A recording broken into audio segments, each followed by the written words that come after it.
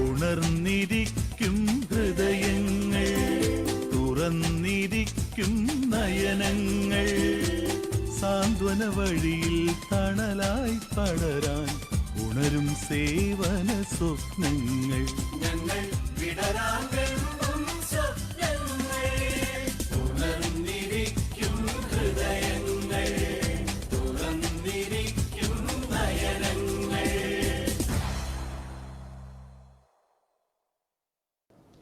Dear friends, a big salute to all. We are so proud to be student police cadet. As an SPC cadet, I declare that I shall respect and voluntarily obey the laws of land. I shall always be honest, just, and act with integrity under all circumstances. I shall strive to continuously improve my physical and mental fitness and refrain from activities detrimental for my health and well-being. I shall preserve the common resources such as air, water, and the earth. I shall always be ready to serve those in need of care and support. I shall be open-minded, tolerant, and celebrate all the diversities including caste, ethnic, gender, religious, and linguistic. I shall uphold democratic values, fully cognizant of my own rights, while equally mindful of my duties to others. I shall be a patriot with a global outlook. I shall continuously strive towards a better tomorrow for myself, my family, and my community. I shall empower myself to meet the challenges and opportunities of the 21st century and shall support the achievements of the Sustainable Development Goals. I shall be a change leader, leading by example, responsible for my actions, excelling in academics, valuing teamwork, and constantly striving for innovation. So, dear friends, let's join together and strive for the well-being of the society and the nation. Thank you very much.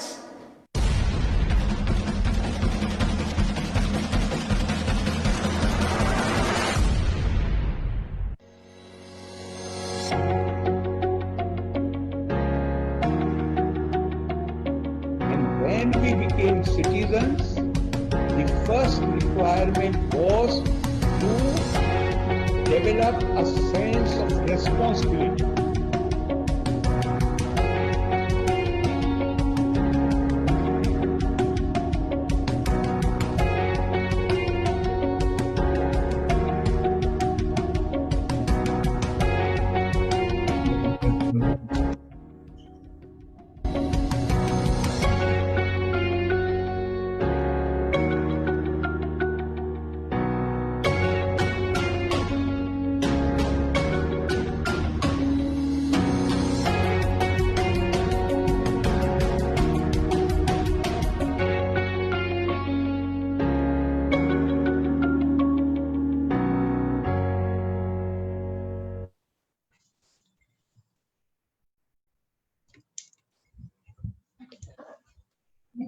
പ്രിയപ്പെട്ട കൂട്ടുകാർക്ക് പടവുകളുടെ 23-ാം എപ്പിസോഡിലേക്ക് സ്നേഹത്തോടു കൂടി സ്വാഗതം ചെയ്യുന്നു. ഇന്ന് നമുക്ക് ഏറ്റവും ബഹുമാന്യനായ state police chief Shri Loknath Behera IPS അവர்கள் നമ്മളോടൊപ്പം ചേരുകയാണ്. അദ്ദേഹം കഴിഞ്ഞ എപ്പിസോഡിൽ, നമ്മുടെ 22-ാം എപ്പിസോഡിലും നമ്മളോടൊപ്പം ചേർന്നിരുന്നു. ഗവർണർ പങ്കെടുത്ത എപ്പിസോഡിലും നമ്മളോടൊപ്പം ചേർന്നിരുന്നു. അപ്പോ അദ്ദേഹം ഈ പടവുകൾ എന്ന് പറയുന്ന പ്രോഗ്രാമിലേക്ക് സ്റ്റേറ്റ് പോലീസ് ചീഫ് പ്രകടിപ്പിക്കുന്ന അത് ഏറ്റവും വലിയ ശ്രദ്ധയുടെ ഒരു ഉദാഹരണം കൂടിയാണ് അദ്ദേഹം നമ്മളോടൊപ്പം ഇന്ന് ചേരുന്നത്. ശ്രീ ലോക്നാഥ് ബെഹ്റ IPS അവരുകളെ നിങ്ങൾക്ക് പരിചയപ്പെടുത്തേണ്ട കാര്യമില്ല. കഴിഞ്ഞ 5 വർഷമായി നമ്മളോടൊപ്പം തന്നെ സ്റ്റേറ്റ് പോലീസ് ചീഫായി അദ്ദേഹമുണ്ട്. അതുപോലെ തന്നെ കേരളത്തിൽ ഏറ്റവും കൂടുതൽ കാലം സ്റ്റേറ്റ് പോലീസ് ചീഫായിരുന്ന ഉദ്യോഗസ്ഥന്മാരിൽ ഒരാളാണ് അദ്ദേഹം. 1985 ബാച്ച് IPS ഉദ്യോഗസ്ഥനാണ്. അതുപോലെ തന്നെ അദ്ദേഹം CBI-യിൽ NIA-യിൽ ഒക്കെ വളരെ പ്രശസ്തമായ സേവനം അനുഷ്ഠിച്ചിട്ടുള്ള ആളാണ് അദ്ദേഹം. ഇന്ന് നമ്മളോടൊപ്പം അതുപോലെ വിദേശത്ത് പോയി യുണൈറ്റഡ് സ്റ്റേറ്റ്സ് ഓഫ് അമേരിക്കയിൽ പോയി ഡേവിഡ് ഹെഡ്ലിയെ പോലെയുള്ള ആളുകളെ ക്വസ്റ്റ്യൻ ചെയ്ത വളരെ അനുഭവ സമ്പത്തുള്ള ആളാണ് നമ്മുടെ state police chief Loknath Behera IPS അവർ. ഈ പ്രോഗ്രാമിലേക്ക് നമ്മളോടൊപ്പം ചേരുന്ന ശ്രീ ലോക്നാഥ് ബെഹ്റ IPS അവർ, സ്റ്റേറ്റ് പോലീസ് ചീഫ് അവരെ വളരെ ബഹുമാനത്തോടു കൂടി ഞാൻ സ്വാഗതം ചെയ്യുന്നു. രണ്ടാമത് യുണൈറ്റഡ് സ്റ്റേറ്റ്സ് ഓഫ് അമേരിക്കയിൽ നിന്ന് നമ്മളോടൊപ്പം ചേരുന്ന ഡോക്ടർ പ്രമോദ് കുമാർ പിഷാരടി ഉണ്ട്. ഡോക്ടർ പ്രമോദ് കുമാർ പിഷാരടി യഥാർത്ഥത്തിൽ കോട്ടയം സ്വദേശിയാണ്. കോട്ടയം സ്വദേശി നമ്മുടെ എഞ്ചിനീയറിംഗ് കോട്ടയത്ത് സാധാരണ സ്കൂളുകളിലാണ് അദ്ദേഹത്തിന്റെ സ്കൂളിംഗ് ഒക്കെ നടത്തിയത്. അത് കഴിഞ്ഞ് പാലക്കാട് NSS കോളേജിൽ നിന്നും BTech-ഉം M.Tech-ഉം കഴിഞ്ഞ് സിംഗപ്പൂർ നാഷണൽ യൂണിവേഴ്സിറ്റിയിൽ നിന്നും PhD-യും അത് കഴിഞ്ഞ് ഇപ്പോൾ യുണൈറ്റഡ് സ്റ്റേറ്റ്സ് ഓഫ് അമേരിക്കയിൽ അദ്ദേഹം പോസ്റ്റ് ഡോക്ടറൽ സ്റ്റഡീസ് നടത്തിക്കൊണ്ടിരിക്കുകയാണ്. അദ്ദേഹത്തിന്റെ ഏറ്റവും വലിയ കണ്ടുപിടുത്തം എന്ന് പറഞ്ഞാൽ നമ്മള് ശ്രദ്ധിക്കേണ്ട ഒരു കാര്യം, നമ്മുടെ തലച്ചോറ് എന്ന് പറയുന്നത് ബയോളജി പഠിക്കുന്ന ആളുകൾക്കറിയാം, ലക്ഷക്കണക്കിന് ന്യൂറോൺസ് ചേർന്നാണ് നമ്മുടെ തലച്ചോറും അതുപോലെ നമ്മുടെ നാഡീവ്യൂഹവും ഒക്കെ തന്നെ. ഇതിനെ ഡീകോഡ് ചെയ്ത് ഒരു കമ്പ്യൂട്ടർ ഫോർമാറ്റിലായി മാറ്റുകയും ആ ഫോർമാറ്റ് വഴി നമ്മുടെ തലച്ചോറുകൾക്ക് എന്തെങ്കിലും പ്രശ്നമുണ്ടോ, ഭാവിയിൽ എന്തെങ്കിലും പ്രശ്നമുണ്ടോ എന്നൊക്കെ പഠിക്കുന്ന ഒരു വളരെ പ്രശസ്തനായ ഒരു ശാസ്ത്രജ്ഞനാണ് ഡോക്ടർ പ്രമോദ് കുമാർ പിഷാരടി എന്ന് പറയുന്നത്. എനിക്ക് തോന്നുന്നു നമ്മള് ഒരു വളരെ വൈകാതെ ഒരു കാലഘട്ടത്തിൽ കേരളത്തിൽ നിന്ന് ഒരു നോബൽ പ്രൈസ് കിട്ടുകയാണെങ്കിൽ അത് ഡോക്ടർ പ്രമോദ് കുമാർ പിഷാരടിക്കായിരിക്കും എന്ന് ആണ് എന്റെ വിശ്വാസം. അദ്ദേഹത്തിന് നമ്മുടെ ഫേസ്ബുക്കിന്റെ സ്ഥാപകൻ മാർക്ക് സക്കർബർഗിന്റെയും അതുപോലെ തന്നെ ഭാര്യ പ്രസില്ല ചാനിന്റെയും പേരിലുള്ള റിസർച്ച് ഫെലോഷിപ്പ്, അത് ചെറിയ എമൗണ്ട് ഒന്നുമല്ല, 5.9 crores എന്നാണ് ഞാൻ മനസ്സിലാക്കുന്നത്. അത്രയും വലിയ ഇന്ത്യൻ രൂപയ്ക്ക് തുല്യമായ തുകയ്ക്കുള്ള ഒരു റിസർച്ച് ഫെലോഷിപ്പ് ഒക്കെ വാങ്ങി റിസർച്ച് ചെയ്തുകൊണ്ടിരിക്കുകയാണ്. മിനസോട്ട സർവകലാശാലയിലാണ് അദ്ദേഹം റിസർച്ച് ചെയ്യുന്നത്. അദ്ദേഹം റിസർച്ച് ചെയ്തുകൊണ്ടിരിക്കുന്നത്. പിന്നെ ഉള്ളത് ബേസിൽ മാത്യു ആണ് നമ്മളോടൊപ്പം ചേരുന്ന മറ്റൊരു അതിഥി. ബേസിൽ മാത്യുവിനെ സംബന്ധിച്ചിടത്തോളം ബേസിൽ മാത്യു 4ാം ക്ലാസ്സിൽ പഠിക്കുന്ന ഒരു കുട്ടി. ബേസിൽ മാത്യു നമ്മുടെ SPC-യുടെ പൈനിയർ ആണ്. SPC സ്റ്റുഡന്റ് ആയിരിക്കുന്ന സമയത്ത് പഠിച്ച നീന്തൽ കൊണ്ട് 4ാം ക്ലാസ്സിൽ ഉള്ള ഒരു കുട്ടി കിണറ്റിൽ വീഴുന്നത് കണ്ട്, അതും ഒരു ഉപയോഗിക്കാത്ത ഒരു കിണറിൽ വീഴുന്നത് കണ്ട് സ്വന്തം ജീവന്റെ റിസ്ക് ആണ് എന്ന് അറിഞ്ഞുകൊണ്ട് തന്നെ അതിലേക്ക് എടുത്തു ചാടി ഒരു കുട്ടിയെ രക്ഷിച്ച ബേസിൽ മാത്യു ഉണ്ട്. ബേസിൽ മാത്യുവിനെ ഈ പരിപാടിയിലേക്ക് സ്വാഗതം ചെയ്യുന്നു. പിന്നെ നമ്മുടെ ഈ പരിപാടിയുടെ മൊത്തം ചുക്കാൻ പിടിക്കുന്നത് നമ്മുടെ IGP ശ്രീ വിജയൻ സാറാണ്. സ്റ്റേറ്റ് പോലീസ് നമ്മുടെ സ്റ്റുഡന്റ് പോലീസ് കേഡറ്റ് പദ്ധതിയുടെ എല്ലാ പ്രോഗ്രാമുകളുടെയും അരങ്ങത്തും അണിയറയിലും നേതൃസ്ഥാനത്തും എല്ലാമായി മുന്നിൽ നിന്ന് നയിക്കുന്ന IGP ശ്രീ വിജയൻ സാറുണ്ട്. വിജയൻ സാറിനെയും ഔദ്യോഗിക ഇതിന്റെ പേരിൽ മാത്രം ഞാൻ അദ്ദേഹത്തിനെയും ഈ പരിപാടിയിലേക്ക് സ്വാഗതം ചെയ്യുന്നു. പിന്നെ ഈ പരിപാടി മോഡറേറ്റ് ചെയ്യുന്നത് ശ്രീ മിഷൻ ബെറ്റർ ടുമാറോയുടെ CEO ശ്രീ സെയ്ഫ് ആണ്. സെയ്ഫിനെയും വളരെ സ്നേഹത്തോടുകൂടി ഞാൻ ഈ പ്രോഗ്രാമിലേക്ക് സ്വാഗതം ചെയ്യുന്നു. പിന്നെ ചന്ദ്രിക ടീച്ചറുണ്ട്. പിന്നെ ഈ പ്രോഗ്രാം കോർഡിനേറ്റ് ചെയ്യുന്ന ബൈജു ഉണ്ട്, അസ്ലം ഉണ്ട്, പ്രശാന്ത് ഉണ്ട്, SPC ഡയറക്ടറേറ്റിലെ എല്ലാ ആളുകളെയും, പിന്നെ CPOമാർ, ADNOമാർ, അതുപോലെ എന്റെ പ്രിയപ്പെട്ട SPC കേഡറ്റ്സ്, പൈനിയേഴ്സ് എല്ലാ ആളുകളെയും ഈ പരിപാടിയിലേക്ക് വളരെ സ്നേഹത്തോടും ബഹുമാനത്തോടും കൂടി സ്വാഗതം ചെയ്തുകൊണ്ട് നിങ്ങളോട് 2 വാക്ക് സംസാരിക്കുന്നതിന് സ്റ്റുഡന്റ് പോലീസ് കേഡറ്റ് പദ്ധതിയുടെ സ്റ്റേറ്റ് നോഡൽ ഓഫീസറും IGP അഡ്മിനുമായ ശ്രീ വിജയൻ സാറിനെ വളരെ ബഹുമാനത്തോടു കൂടി സ്വാഗതം ചെയ്തു.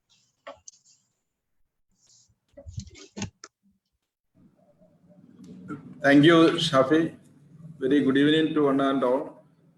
ഏറെ ബഹുമാന്യനും ഞങ്ങളുടെ ചീഫ് മെന്ററുമായിരിക്കുന്ന Shri Loknath Behera state police chief, നമ്മുടെ ഇന്നത്തെ മുഖ്യ അതിഥികളായിരിക്കുന്ന ഡോക്ടർ പ്രമോദ് പിഷാരടി, അതുപോലെ തന്നെ നമ്മുടെ പ്രിയപ്പെട്ട ബേസിൽ മാത്യു, മറ്റ് പ്രിയപ്പെട്ട കൂട്ടുകാരെ, രക്ഷിതാക്കളെ, പ്രിയപ്പെട്ട അധ്യാപിക അധ്യാപകർ, നമ്മൾ ഈ പടവുകളുടെ 23ാമത്തെ എപ്പിസോഡിലേക്ക് എത്തിയിരിക്കുകയാണ്.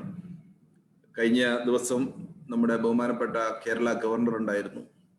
ഇതിനകം തന്നെ നിരവധി ഏകദേശം 70-ൽ പരം young achievers in different field, eminent achievers from in different field നമ്മളായിട്ട് ഇന്ററാക്ട് ചെയ്യണ്ടേ. ഈ ഒരു കോവിഡ് പീരീഡിൽ മറ്റു പലരും പല രീതിയിലുള്ള പ്രയാസങ്ങൾ അനുഭവിക്കുന്ന സമയത്ത് സ്റ്റുഡന്റ് പോലീസ് കേഡറ്റ് പദ്ധതിയുടെ ഭാഗമായി 3 ഓൺലൈൻ സീരീസുകളാണ് ഇവിടെ നടക്കുന്നത്. നിങ്ങൾക്കറിയാം, അതിലൊന്നാണ് പടവുകൾ. ആ പടവുകളിൽ ഏകദേശം 3 ലക്ഷത്തിൽ പരം കോൺസ്റ്റന്റ് ആയ ആളുകൾ വിവിധ സോഷ്യൽ മീഡിയ പ്ലാറ്റ്ഫോമിലൂടെ, നമ്മൾ സൂമിൽ അഡ്മിറ്റ് ചെയ്യുന്നത് വളരെ ലിമിറ്റഡ് നമ്പറാണ്. ഫേസ്ബുക്കും ഏകദേശം 50,000ഓളം ഫേസ്ബുക്ക് ഷെയർസിലൂടെയും യൂട്യൂബിലൂടെയും ഇൻസ്റ്റാഗ്രാമിലൂടെ ഇത് ഷെയർ ചെയ്യപ്പെടുന്നുണ്ട്. ഡെയിലി ഹണ്ട് ഇതിന്റെ ന്യൂസ് ഏജൻസി ആയിരിക്കുന്ന ഡെയിലി ഹണ്ട് അവരുടെ സ്വന്തം യൂട്യൂബ് ചാനലിലൂടെ ഇത് ടെലികാസ്റ്റ് ചെയ്യുന്നുണ്ട്. അങ്ങനെ ഒരു പക്ഷേ ഒരു റെക്കോർഡിലേക്കൊക്കെ പോകാവുന്ന സാധ്യതകളാണ് ഇതിനകത്ത്. അതുകൂടാതെ ആളുകളിൽ പോസിറ്റിവിറ്റി ആൻഡ് പോസിബിലിറ്റീസ് ഇൻസ്റ്റിൽ ചെയ്യുന്നതിന് വേണ്ടിയിട്ട് ഈ ഫ്രൈഡേ ടോക്ക് സീരീസിലും ഒരു around 57 weeks it's has passed now. സൺഡേസിൽ നമ്മൾ ഓർഗനൈസ് ചെയ്യുന്ന കുട്ടികളുടെ മനസ്സിന് സന്തോഷം നൽകുന്നതിനും ചിരി എന്ന് പറയുന്ന ഹെൽപ്പ് ഡെസ്കിന്റെ പ്രൊമോഷനുമായിട്ട് നടക്കുന്ന ചിരിയോ ചിരി എന്നുള്ളതിൽ കേരളത്തിലെ എമിനന്റ് ആയിരിക്കുന്ന എല്ലാ കൊമേഡിയൻസും അതിൽ പങ്കെടുത്തുകൊണ്ട് അതും ഒരു വലിയ വിജയം മാറിക്കൊണ്ടിരിക്കും. ഇന്ന് നമ്മളെ സംബന്ധിച്ചിടത്തോളം 2-3 പ്രധാനപ്പെട്ട കാര്യങ്ങളുണ്ട്. ഒന്ന്, നമ്മളെ ബഹുമാനായ സ്റ്റേറ്റ് പോലീസ് ചീഫ് അദ്ദേഹം നമ്മളോട് അദ്ദേഹത്തിന്റെ എപ്പോഴും കുട്ടികൾ എന്ന് പറയുന്നത് വലിയ ഒരു സന്തോഷവും അതോടൊപ്പം തന്നെ അദ്ദേഹത്തിന്റെ എപ്പോഴും അതിലൊരു വലിയ ശ്രദ്ധ കൊടുക്കുന്ന ഒരു വ്യക്തിയാണ് എന്നുള്ളത് നമുക്ക് എല്ലാവർക്കും അറിയാം. ചിൽഡ്രൻ ആൻഡ് പോലീസ് എന്ന് പറയുന്ന ഒരു ടോട്ടൽ പ്രോഗ്രാം തന്നെ, ഒരു യുണീക്ക് ആയ പ്രോഗ്രാം തന്നെ നമ്മൾ റൺ ചെയ്യുന്നുണ്ട്. അദ്ദേഹം കുട്ടികളിൽ അല്ലെങ്കിൽ നമ്മൾ വളർന്നു വരുന്ന യങ്സ്റ്റേഴ്സിൽ ഗ്ലോബൽ ലാംഗ്വേജ് എന്ന് നമ്മൾ കണക്കാക്കുന്ന ഇംഗ്ലീഷ് ഭാഷയുടെ ആവശ്യത്തെ കുറിച്ചിട്ടും അത് പഠിക്കേണ്ടതിനെ കുറിച്ചിട്ടും അതെങ്ങനെ പഠിക്കുക എന്നുള്ള ഒരു ചെറിയ ഒരു രീതിയിൽ ഒരു തുടക്കം എന്ന് കുറിക്കും. അതിനുശേഷം നമ്മൾ സ്റ്റുഡന്റ് പോലീസ് കേഡറ്റ് പദ്ധതിയിലൂടെ ഒരു ഇംഗ്ലീഷ് ലാംഗ്വേജ് ലാബ് തന്നെ നമുക്ക് ഇതിലൂടെ തുടങ്ങാമെന്ന് കരുതുന്നുണ്ട്. അദ്ദേഹം അതിനു വേണ്ടിയിട്ട് ഒരു അല്പസമയം നമ്മളോടൊന്ന് സംവദിക്കാൻ വേണ്ടിയിട്ട് താല്പര്യം കാണിച്ചിരിക്കുകയാണ്. ഇന്ന് നിങ്ങൾക്കറിയാം, കേരളത്തിലെ ഇലക്ഷന്റെ ലാസ്റ്റ് ഫേസ് നടക്കുന്ന ഒരു ഘട്ടത്തിലും ഈ ഒരു ഇതിൽ വന്നിരിക്കുന്ന സാറിന് ഞാൻ പ്രത്യേക അവസരത്തിൽ നന്ദി പറയാണ്. ഡോക്ടർ പ്രമോദ് പിഷാരടി ഒരു പക്ഷേ നിങ്ങൾക്ക് എല്ലാവർക്കും ഒരു റോൾ മോഡൽ ആക്കാവുന്ന, അല്ലെങ്കിൽ നിങ്ങൾക്ക് ഒരു സ്വപ്നം കാണാൻ വേണ്ടിയിട്ട് സ്വപ്നത്തെ ഇഗ്നേറ്റ് ചെയ്യാവുന്ന ഒരു വലിയ ഒരു സംഭവം തന്നെ എന്ന് പറയാവുന്നതാണ്. കാരണം നമ്മുടെ ഇന്ത്യയിലെ വിവിധ സ്കൂളുകളിൽ പഠിക്കുകയും ഗവൺമെന്റ് സ്കൂളുകളിലും അതുപോലെ തന്നെ സാധാരണ ഒരു എഞ്ചിനീയറിംഗ് കോളേജ് പഠിക്കുകയും പിന്നെ നാഷണൽ യൂണിവേഴ്സിറ്റി ഓഫ് സിംഗപ്പൂരിലും പിന്നെ ലോകത്തിന്റെ തന്നെ ഡ്രീം വേൾഡ് എന്ന് പഠിക്കുന്നവരുടെ ഡ്രീം വേൾഡ് എന്ന് പറയുന്ന MITയിലും ഇപ്പോൾ പിന്നെ മിനിസോട്ടയിലെ മെഡിക്കൽ സ്കൂളിലേക്ക് എത്തിയിരിക്കുകയും പിന്നെ മോസ്റ്റ് പ്രസ്റ്റീജിയസ് ആയിരിക്കുന്ന ചാൻ സക്കർബർഗ് ഫെലോഷിപ്പ് നേടുകയൊക്കെ ചെയ്യുന്നത് നമ്മളേറെ ആനന്ദം നൽകുന്നതാണ്. ഒരുപക്ഷെ നമ്മൾ നേരത്തെ അറിയേണ്ട, ഈ ഫെലോഷിപ്പിലൂടെ അല്ലായിരുന്നു അദ്ദേഹത്തെ ഒരുപക്ഷെ അറിയേണ്ടത്, അതിന് മുമ്പേ തന്നെ നമ്മൾ അറിയേണ്ടുന്ന ഒരു വ്യക്തിയായിരുന്നു തോന്നുന്നു ഇത്രയൊരു വലിയ ജേണി എന്ന് പറഞ്ഞത്. അദ്ദേഹത്തിന്റെ ഈ നമ്മുടെ computer ICT information communication technology, പ്രത്യേകിച്ചും കമ്പ്യൂട്ടർ ടെക്നോളജി എങ്ങനെയാണ് നമ്മളെ ജീവിതത്തെ മെച്ചപ്പെടുത്താനും നമ്മളെ കോൺസ്റ്റന്റ്ലി ഹോണ്ട് ചെയ്യുന്ന പല പ്രശ്നങ്ങൾക്ക് സൊല്യൂഷൻ ഉണ്ടാക്കാൻ പറ്റും എന്നുള്ളതിനെ കുറിച്ചിട്ടുള്ള ഗവേഷണമാണ്. കാരണം പ്രത്യേകിച്ചും MRI അതിന്റെ ഇമേജിങ് എങ്ങനെ നമുക്ക് ഈ പ്രിയംപ്റ്റീവ് ആയിട്ട് ന്യൂറോ ഡീജനറേഷൻ സോൾവ് ചെയ്യുന്നതിലേക്ക് അല്ലെങ്കിൽ കണ്ടെത്തുന്നതിൽ സഹായിക്കുക എന്ന് പറയുന്നത് ഒരുപക്ഷെ മെഷീൻ ലേണിംഗും ആർട്ടിഫിഷ്യൽ ഇന്റലിജൻസ് പോലെയുള്ള കാര്യങ്ങൾ എത്രമാത്രം അഡ്വാൻസ് ചെയ്തിട്ട് ആളുകൾ ചിന്തിക്കുന്നു എന്നുള്ളതാണ്. കമ്പ്യൂട്ടർ എക്സ്പെർട്ടായിരിക്കുന്ന ഒരാള് മെഡിക്കൽ വേൾഡിൽ നടത്തിക്കൊണ്ടിരിക്കുക ലോകം എങ്ങനെ സഞ്ചരിക്കുന്നു എന്നുള്ളത്. മെഡിക്കൽ വേൾഡ് എന്ന് പറഞ്ഞത് ടെക്നോളജി എത്രമാത്രം അതിന്റെ കോൺകർ ചെയ്തുകൊണ്ടിരിക്കുന്നു എന്നുള്ളതിന് ഒരു വലിയ മാതൃകയാണ് ഒരുപക്ഷെ അദ്ദേഹത്തിന്റെ ജേണി ഫ്രോം കോട്ടയത്തെ സാധാരണ സ്കൂളുകളിൽ നിന്നും MITയിലേക്കും മിനിസോട്ടയിലേക്കും ഇത്തരത്തിലുള്ള ഫെലോഷിപ്പിലേക്കും ഒക്കെ ഉള്ള ഒരു യാത്ര എങ്ങനെന്നുള്ളത് നമുക്ക് ഒരുപക്ഷെ വളരെ മനോഹരമായിട്ട് മനസ്സിലാക്കാൻ പറ്റും. ഈ കഴിഞ്ഞ ദിവസം സ്റ്റാൻഫോർഡ് യൂണിവേഴ്സിറ്റി ഈ ലോകത്തിലെ മോസ്റ്റ് ഇമ്പാക്ട്ഫുൾ ആയിരിക്കുന്ന 2% ഓഫ് ദീസ് സയന്റിസ്റ്റുകളെ ലിസ്റ്റ് എടുത്തിരുന്നു. ഏകദേശം 1494 പേര് ഇന്ത്യയിൽ നിന്നുണ്ട്. ഒരുപക്ഷെ കഴിഞ്ഞ കുറെ കാലങ്ങളെ വെച്ച് നോക്കുമ്പോൾ ഇന്ത്യയിലെ സയന്റിഫിക് കമ്മ്യൂണിറ്റിയുടെ എണ്ണം വർദ്ധിക്കുന്നു എന്നുള്ളത് നമുക്ക് മനസ്സിലാക്കാം. പക്ഷെ ഒരു ലക്ഷത്തോളം വരുന്ന സയന്റിസ്റ്റുകളിൽ ഇപ്പോഴും ഒരു നിയർലി 1.5% മാത്രമേ നമ്മൾ എത്തിയിട്ടുള്ളൂ എന്നും നമ്മൾ ലോകത്തിലെ total 16% of the population represent ചെയ്യുന്ന ഒരു കമ്മ്യൂണിറ്റി. ഇനിയും ഒരുപാട് നമ്മൾ മുന്നോട്ട് പോകേണ്ടതുണ്ട് എന്നുള്ളതൊക്കെ ഒരുപക്ഷെ നമുക്ക് ചിന്തിക്കാവുന്ന കാര്യങ്ങളാണ്. നമ്മൾ ഇനിയും ഒരുപാട് മുന്നോട്ടേക്ക് പോകാവുന്ന ഒരു ഒരു ഒരു ഒരു വഴികാട്ടിയാണ്. അപ്പം നമ്മളെ പ്രമോദ് കുമാറായിട്ടുള്ള ഒരു ചർച്ച ഈ ബഡ്ഡിങ് യങ്സ്റ്റേഴ്സ് എന്ന് പറയുന്നവരിൽ ഒരു വലിയ മാറ്റം ഉണ്ടാക്കാനും വലിയ സ്വപ്നങ്ങൾ കാണാനും വലിയ റീച്ചിലേക്ക് എത്താനും സഹായിക്കുമെന്നുള്ളതാണ്. അതേപോലെ തന്നെ ബാസിൽ മാത്യു അതേപോലെ മറ്റൊരു റോൾ മോഡലാണ്. കാരണം സ്റ്റുഡന്റ് പോലീസ് കേഡറ്റില് അതായത് തന്റെ ജീവിതം വി ലേൺ ടു സെർവ് എന്നുള്ള ഒരു മാതൃക എക്സാക്ട്ലി കാണിച്ചിരിക്കുന്ന ഒരു വ്യക്തിത്വമാണ് അദ്ദേഹം. ഈ 30 അടിയോളം താഴെയുള്ള ആഴമുള്ള ഒരു കിണറില് ഒരു 4ാം ക്ലാസ്സുകാരൻ വീണ് കിടക്കുന്നത് കാണുമ്പോൾ, ബസലേൽ എന്ന് പറയുന്ന ഒരു കുട്ടി വീണ് കിടക്കുന്നത് കണ്ടപ്പോൾ അതിനെപ്പറ്റി പറയുന്നത്, ഞാൻ ആ വീഡിയോ കണ്ടിരുന്നു. അവിടുന്ന് വേറെ ആരോ ഇട്ടിരിക്കുന്നത്, വേറെ ഏതോ ചാനൽ ഇട്ടിരിക്കുന്നത്, പാമ്പുകളുള്ള അബാൻഡൻഡ് ആയിരിക്കുന്ന ഒരു കാട് പിടിച്ചിരിക്കുന്ന ഒരു കിണറില് ഈ ഒരു കുട്ടി വീണ് കിടക്കുന്നു. മറ്റൊന്നും ചിന്തിക്കാതെ അതിനകത്തേക്ക് ഇറങ്ങി, അയാളുടെ അനിയനും ആ കൂട്ടത്തിൽ കൂടിയെന്നാണ് മനസ്സിലാക്കുന്നത്. അവിടെ ആ കുട്ടിയെ വെള്ളത്തിൽ താഴാതെ രക്ഷിക്കുകയും എന്നിട്ട് പിന്നീട് അച്ഛൻ വന്നതിന് ശേഷം കോണിപ്പടികളോ മറ്റോ വെച്ചിട്ട് കയറ്റിയിരിക്കുകയും ചെയ്ത് തിരിച്ചു വന്നിട്ട് ആരോ ചോദിച്ചു, എവിടെ നിന്നാണ് ഇത്രയും ഒരു ധൈര്യം, ഇത്രയും ഒരു രീതിയിലുള്ള ഒരു കാര്യം ചെയ്യാൻ, ഇത്തരത്തിലൊരു ധീരകൃത്യം ചെയ്യാൻ പ്രേരണ കിട്ടിയെന്ന് പറഞ്ഞപ്പോൾ അത് സ്റ്റുഡന്റ് പോലീസ് കേഡറ്റിൽ നിന്നും കിട്ടിയതാണെന്നും അവിടുന്ന് പഠിച്ചിരിക്കുന്ന നീന്തലുകളാണ്. ഇത്തരത്തിലുള്ള ആയിരക്കണക്കിന് യങ് ചേഞ്ച് മേക്കേഴ്സും അഡ്വഞ്ചറസിന് ഇപ്പോൾ സ്റ്റുഡന്റ് പോലീസ് കേഡറ്റിന് ക്രിയേറ്റ് ചെയ്യാൻ പറ്റി എന്നുള്ളത് ഒരു പക്ഷേ ഈ പദ്ധതിയും കേരള സർക്കാരിനും വളരെ അഭിമാനിക്കാവുന്നതാണ്. ഈ അവസരത്തിൽ ഞാൻ അവരുടെ ഈ ബാസിലിന്റെ അച്ഛനമ്മമാരെയും ഞാൻ ഈ അവസരത്തിൽ പ്രത്യേകം അഭിനന്ദിക്കുകയാണ്. അതായത് മത്തായി നെല്ലിക്കലും അതുപോലെ തന്നെ അവരുടെ ബസിലിന്റെ അമ്മയായിരിക്കുന്ന ജിൻസി മത്തായിയും. കാരണം ഇത്തരത്തിൽ കുട്ടികൾക്ക് സ്വന്തം വിട്ട് ചിന്തിക്കാനും ഏത് രീതിയിലും പ്രവർത്തിക്കാനും ഒക്കെ ഒരു ധൈര്യം കൊടുക്കുക എന്ന് പറയുന്നത് ഒരു വലിയ മറ്റുള്ളവർക്ക് കൂടി വലിയൊരു മാതൃകയാണ്. ഏതായിരുന്നാലും നിങ്ങൾ എല്ലാവരും ഒത്തുചേരുകയും അതിൽ നമ്മുടെ ഇന്നത്തെ ഈ ഒരു പ്രത്യേക ദിവസത്തിൽ തന്നെ നമ്മളെ state police chief Behera sir നമ്മളെ കൂടെ ഉണ്ടാവുകയും ചെയ്യുന്നത് നമുക്ക് ഏറെ ഒരു വലിയ ഒരു ആനന്ദത്തിന്റെ ദിവസമാണ്. ഞാൻ അധികം സമയം എടുക്കുന്നില്ല. ഞാൻ സാറിനെ state police chief Shri Loknath Behera സാറെ, അദ്ദേഹം നിങ്ങൾക്കറിയാം ലോങ്സ്റ്റ് സർവീസ് സ്റ്റേറ്റ് പോലീസ് ചീഫാണ്. അദ്ദേഹം CBI-യിലും അതുപോലെ NIA-യിലും ഒക്കെ നാഷണൽ ഇൻവെസ്റ്റിഗേഷൻ ഏജൻസി എന്ന് നിങ്ങൾ പത്രത്തിൽ ഇപ്പം വായിക്കുന്നുണ്ടാവും. അതിന്റെ ഫൗണ്ടിങ് എന്ന് പറയുന്നത് ഒരു പക്ഷേ നമുക്ക് ആട്രിബ്യൂട്ട് ചെയ്യാവുന്നത് ശ്രീ ലോക്നാഥ് ബെഹ്റ സാറാണ്. കഴിഞ്ഞ കുറെ നാളുകളായിട്ട് കേരള പോലീസ് ഒരു മോഡേണൈസേഷന്റെ പാത്തിലാണ്. ഒരു പക്ഷേ കേരളത്തിന്റെ അടുത്ത 10 വർഷത്തേക്ക് 15 വർഷത്തേക്ക് എങ്ങനെയൊക്കെ പോകണം എന്നുള്ളതിന്റെ ഒരു ബേസിക് ഫൗണ്ടേഷനും ഇൻഫ്രാസ്ട്രക്ചറും ബിൽഡപ്പ് ചെയ്യുന്നതിൽ വലിയ ഒരു പങ്ക് വഹിച്ചിരിക്കുന്ന ഒരു മിനിമം 18 hours നോൺ സ്റ്റോപ്പ് ആയിട്ട് വർക്ക് ചെയ്യുന്ന ഒരു പോലീസ് ഉദ്യോഗസ്ഥനാണ് അദ്ദേഹം. ഒരുപക്ഷെ ഞങ്ങളൊക്കെ അദ്ദേഹത്തിന്റെ കൂടെ ഓടിയെത്താൻ വേണ്ടിയിട്ട് ശ്രമിക്കുമ്പോൾ ഉണ്ടാകുന്ന പ്രയാസം നമുക്കറിയാറുണ്ട്. സാറിന് ഞാൻ വളരെ സ്നേഹപൂർവ്വം ഈ കുട്ടികളെ അഡ്രസ് ചെയ്യുന്നതിലേക്കായിട്ട് അല്പസമയം സംസാരിക്കുന്നതിനായിട്ടും ക്ഷണിക്കുകയാണ്. Thank you so much sir for joining us. So my dear Brijan, I am very impressed the way you speak always. നല്ല രീതിയിൽ നിങ്ങൾ സംസാരിക്കാനുണ്ടോ? That I know. Very calm, cool, clear. കുട്ടികളായിട്ട് നല്ല രീതിയിൽ, അതുകൊണ്ട് you are a role model for the children. That also I know. And my respected Dr. Pisa Reddy, my dear Basil and his parents, നമ്മുടെ പ്രിയപ്പെട്ട കുട്ടികളെ, പിന്നെ ഈ വെബിനാറിൽ participate ചെയ്യുന്ന എല്ലാവർക്കും good evening to all of you. So I just wanted to tell you the children, നമുക്കൊരു കാര്യം, നമ്മുടെ സ്റ്റുഡൻറ് പോലീസ് കാഡറ്റ് ഒരു പ്രത്യേക ഒരു ഇമ്പോർട്ടൻറ്റ് പ്രോഗ്രാമാണ്, എല്ലാവർക്കും അറിയാം.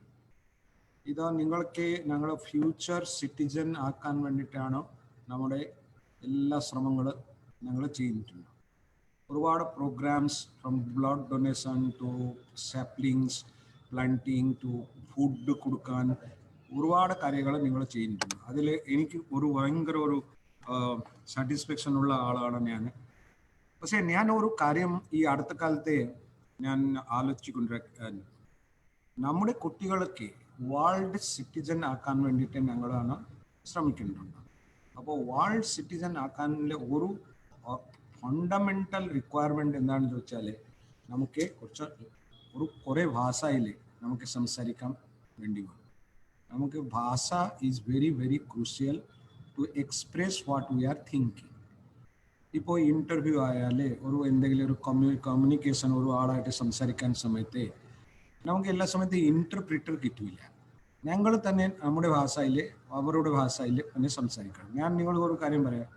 I can very easily speak 8 language very easily. ഞാൻ ഒരു കാര്യത്തിൽ എൻ്റെ മാതൃഭാഷ ഒഡിയ ആണ്. ഞാൻ ഒഡിയ സംസാരിക്കാം, ഞാൻ ബംഗാളി സംസാരിക്കാം, ഞാൻ അസമീസ് സംസാരിക്കാം, ഞാൻ ഗുജറാത്തി സംസാരിക്കാം, മറാഠി ഞാൻ സംസാരിക്കാം, മലയാളം സംസാരിക്കാം, പിന്നെ ഹിന്ദി സംസാരിക്കാം, ഇംഗ്ലീഷ് സംസാരിക്കാം. അതുകൊണ്ട് എനിക്ക് ഭയങ്കര ഈസിയാണ് ഒരു ആളായിട്ട് സംസാരിക്കാൻ സമയത്ത് വളരെ ഈസിയാണ്.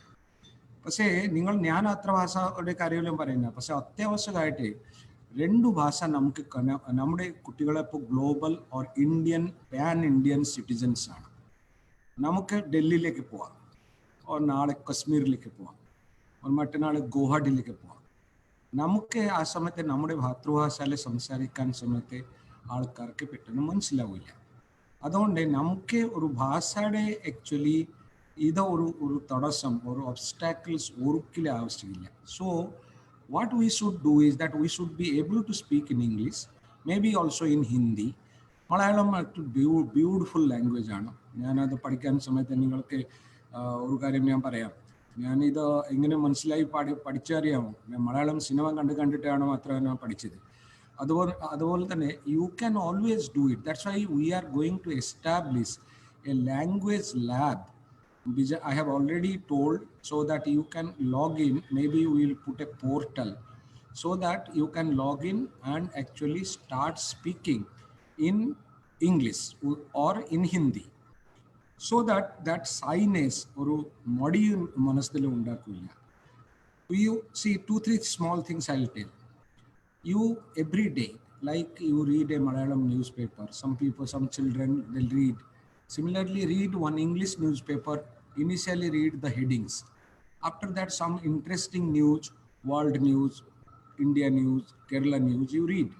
After some time, you will be addicted to this reading. If you read for 15-20 minutes, and first you read aloud when your brother is there, or your father is there, your mother is there, read it aloud for some few days. Then after that, you can read it silently also. Similarly, whenever you speak another language, don't feel shy. When I start speaking Malayalam, I make a lot of mistakes, but still then I don't feel shy, I speak. If you speak a various language, it is an advantage to you. We will try as a student police cadet, we want to make you the best in every field. The other day, when I was actually, when Honorable Governor was speaking,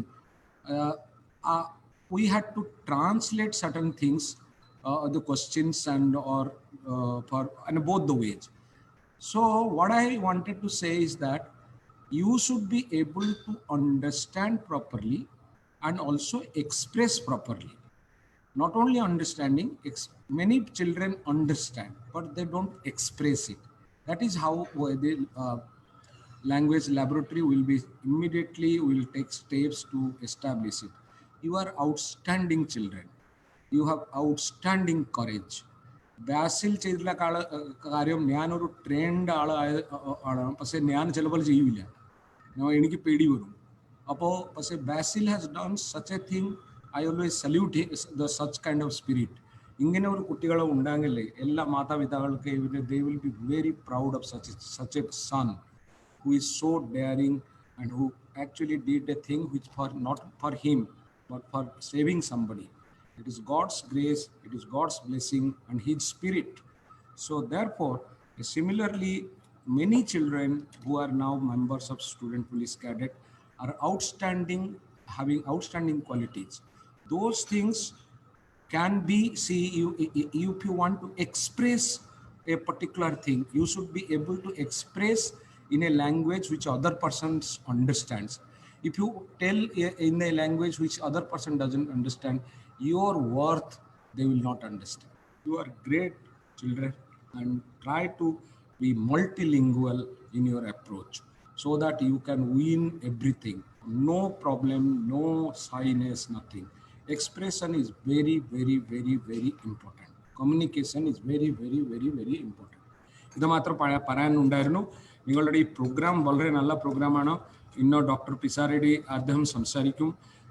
Basil ചിലപ്പോൾ കുറച്ച് സംസാരിക്കും. ബാസിൽക്ക് I congratulate Basil for his spirit, for his adventure, for his courage, and I also give my compliments, my regards to his parents, and my regards to Dr. Pisa Reddy, who is joining from the US, and all my best wishes to the dearest children who are so dear to us.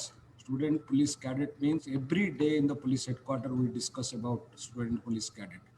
Thank you, Vijayan, for arranging such a good show, and do continue it till the pandemic is over, whenever actually, so that even during the exams also you can give some few tips to them how to face the exams, and that also you can make arrangements. Thank you very much. Thank you so much, sir. Thank you so much. Baba. Thank you, sir. Saifa, നമ്മളോടൊപ്പം Saif ready അല്ലേ? സൈഫ, നമ്മുടെ അതിഥികളൊക്കെ wait ചെയ്തിരിക്കുകയാണ്. Thank you so much. അപ്പോൾ നമ്മളെ 23ാമത്തെ എപ്പിസോഡിൽ വളരെ എന്നത്തെയും പോലെ തന്നെ വളരെ അനുയോജ്യരായിട്ടുള്ള, നമ്മളെ സംബന്ധിച്ചിടത്തോളം വളരെ വലിയൊരു എക്സ്പോഷർ നമുക്ക് തരാൻ സാധിക്കുന്ന ഒരു പ്രധാനപ്പെട്ട ഗസ്റ്റ് തന്നെയാണ് നമുക്ക് കിട്ടിയിട്ടുള്ളത്. അദ്ദേഹത്തിന് ഈ സുക്കർബർഗ് ഗ്രാൻഡ് കിട്ടിയ ഉടനെ തന്നെയാണ് എനിക്ക് തോന്നുന്നത് അദ്ദേഹം നമ്മളോടൊപ്പം ജോയിൻ ചെയ്യുന്നത്.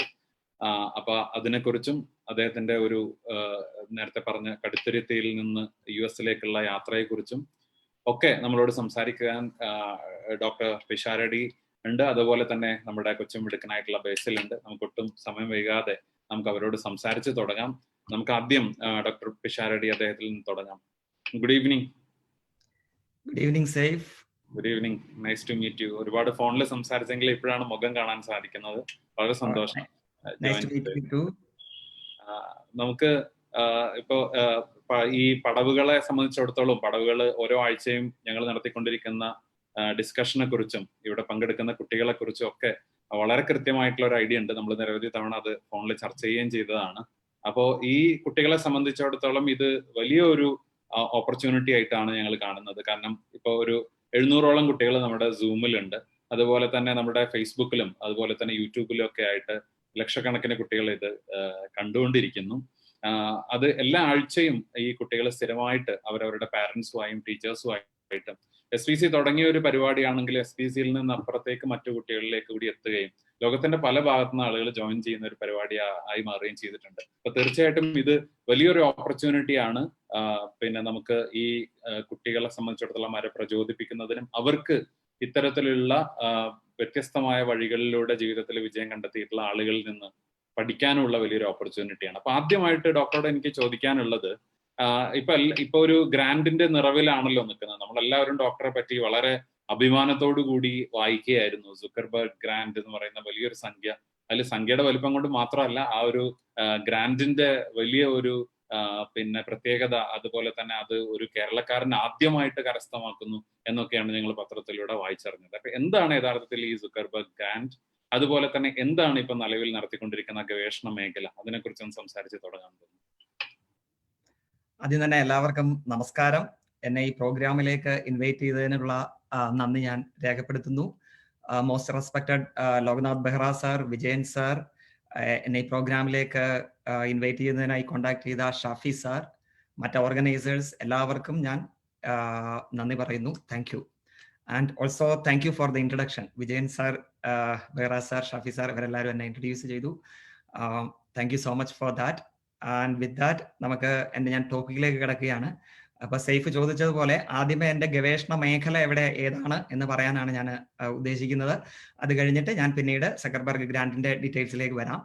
ആദ്യമായി തന്നെ പറയാനുള്ളത്, എൻ്റെ ഗവേഷണ മേഖല എന്ന് പറയുന്നത് മെഡിക്കൽ ഇമേജിംഗ് ആണ്. മെഡിക്കൽ ഇമേജിംഗ് എന്ന് പറഞ്ഞു കഴിഞ്ഞാൽ നമ്മൾ സാധാരണ ഒരു ഹോസ്പിറ്റലിൽ പോയിട്ട് ചെയ്യുന്ന സ്കാനിങ് മെത്തേഡുകൾ തന്നെയാണ്.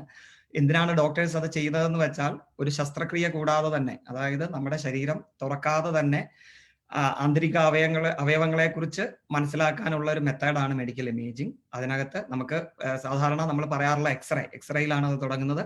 എക്സ്റേ ആണ് വളരെ ബേസിക് ആയിട്ടുള്ള മെത്തേഡായിട്ട് വരുന്നത്. അത് കഴിഞ്ഞു കഴിഞ്ഞാൽ പിന്നെ നമ്മൾ CT സ്കാൻ എന്ന പേരിൽ വിളിക്കുന്ന കമ്പ്യൂട്ടർ ടോമോഗ്രാഫി ഉണ്ട്, അൾട്രാസൗണ്ട് സ്കാനിങ് ഉണ്ട്. ഇതെല്ലാം കഴിഞ്ഞിട്ട് കുറച്ചുകൂടെ അഡ്വാൻസ്ഡ് ആയിട്ടുള്ള മെത്തേഡായിട്ടാണ് മാഗ്നറ്റിക് റെസൊണൻസ് ഇമേജിംഗ് എന്ന മെത്തേഡ് വരുന്നത്, MRI എന്ന് പറയുന്നത്. അപ്പോൾ MRI അഡ്വാൻസ്ഡ് ആണെന്ന് പറയാനുള്ള കാര്യം MRIയിലുള്ള റെസൊല്യൂഷൻ വളരെ ഹൈ ആണ്, അല്ലെങ്കിൽ അതിന്റെ കോൺട്രാസ്റ്റ് ഹൈ ആണ് compared to the other methods. So സാധാരണയായിട്ട് ബ്രെയിൻ ഇമേജിംഗിൽ ഉപയോഗിക്കുന്നത് MRI ആണ്, MRI മാഗ്നറ്റിക് റെസൊണൻസ് ഇമേജിംഗ് ആണ്. അപ്പൊ നമ്മൾ സാധാരണ ഹോസ്പിറ്റലിൽ ഉപയോഗിക്കുന്ന MRI മെത്തേഡിനേക്കാളും കുറച്ചും കൂടെ അഡ്വാൻസ്ഡ് ആയിട്ടുള്ള ഒരു മെത്തേഡിലാണ് എൻ്റെ ഗവേഷണം വരുന്നത്. അതിന്റെ പേര് വരുന്നത് ഡിഫ്യൂഷൻ MRI എന്നാണ്. Diffusion MRI. സോ എന്താണ് ഡിഫ്യൂഷൻ MRI എന്ന് ഉള്ളത് പറയുന്നതിന് മുമ്പായിട്ട് നമ്മളുടെ ബ്രെയിനിനെ കുറിച്ച് ഞാൻ ആദ്യമേ സംസാരിക്കാൻ താല്പര്യപ്പെടുന്നു. അപ്പൊ അതിന് ഞാനൊരു എൻ്റെ സ്ക്രീൻ ഷെയർ ചെയ്യുകയാണ് ഇവിടെ.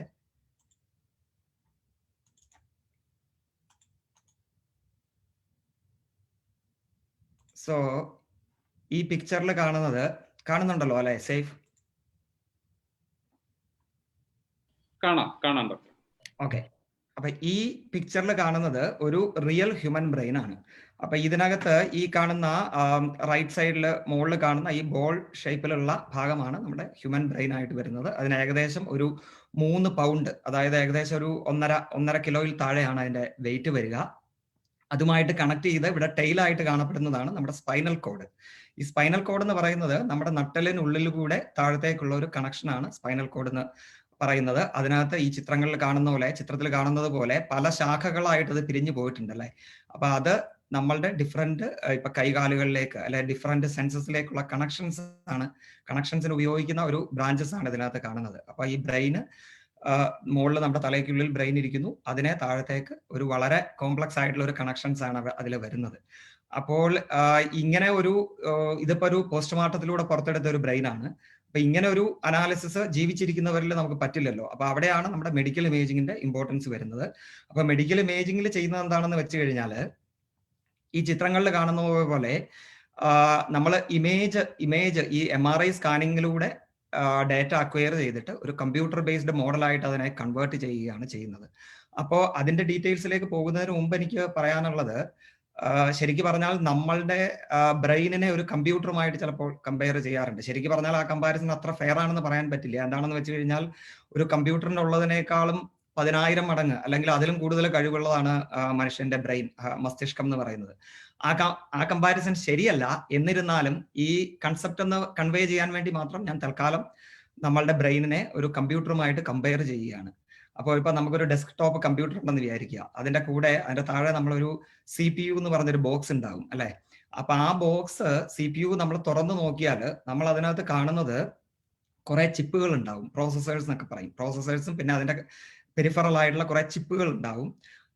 അതുപോലെ തന്നെ ആ ചിപ്പുകൾ തമ്മിൽ കണക്ട് ചെയ്യുന്ന കുറെ കേബിൾസും നമ്മൾ കാണുന്നുണ്ടാവും. അപ്പൊ ചിപ്പുകൾ തമ്മിൽ പ്രോപ്പർ ആയിട്ടുള്ള കണക്ഷൻ ഉണ്ടായാൽ മാത്രമേ ആ കമ്പ്യൂട്ടർ കൃത്യമായിട്ട് വർക്ക് ചെയ്യുള്ളൂ.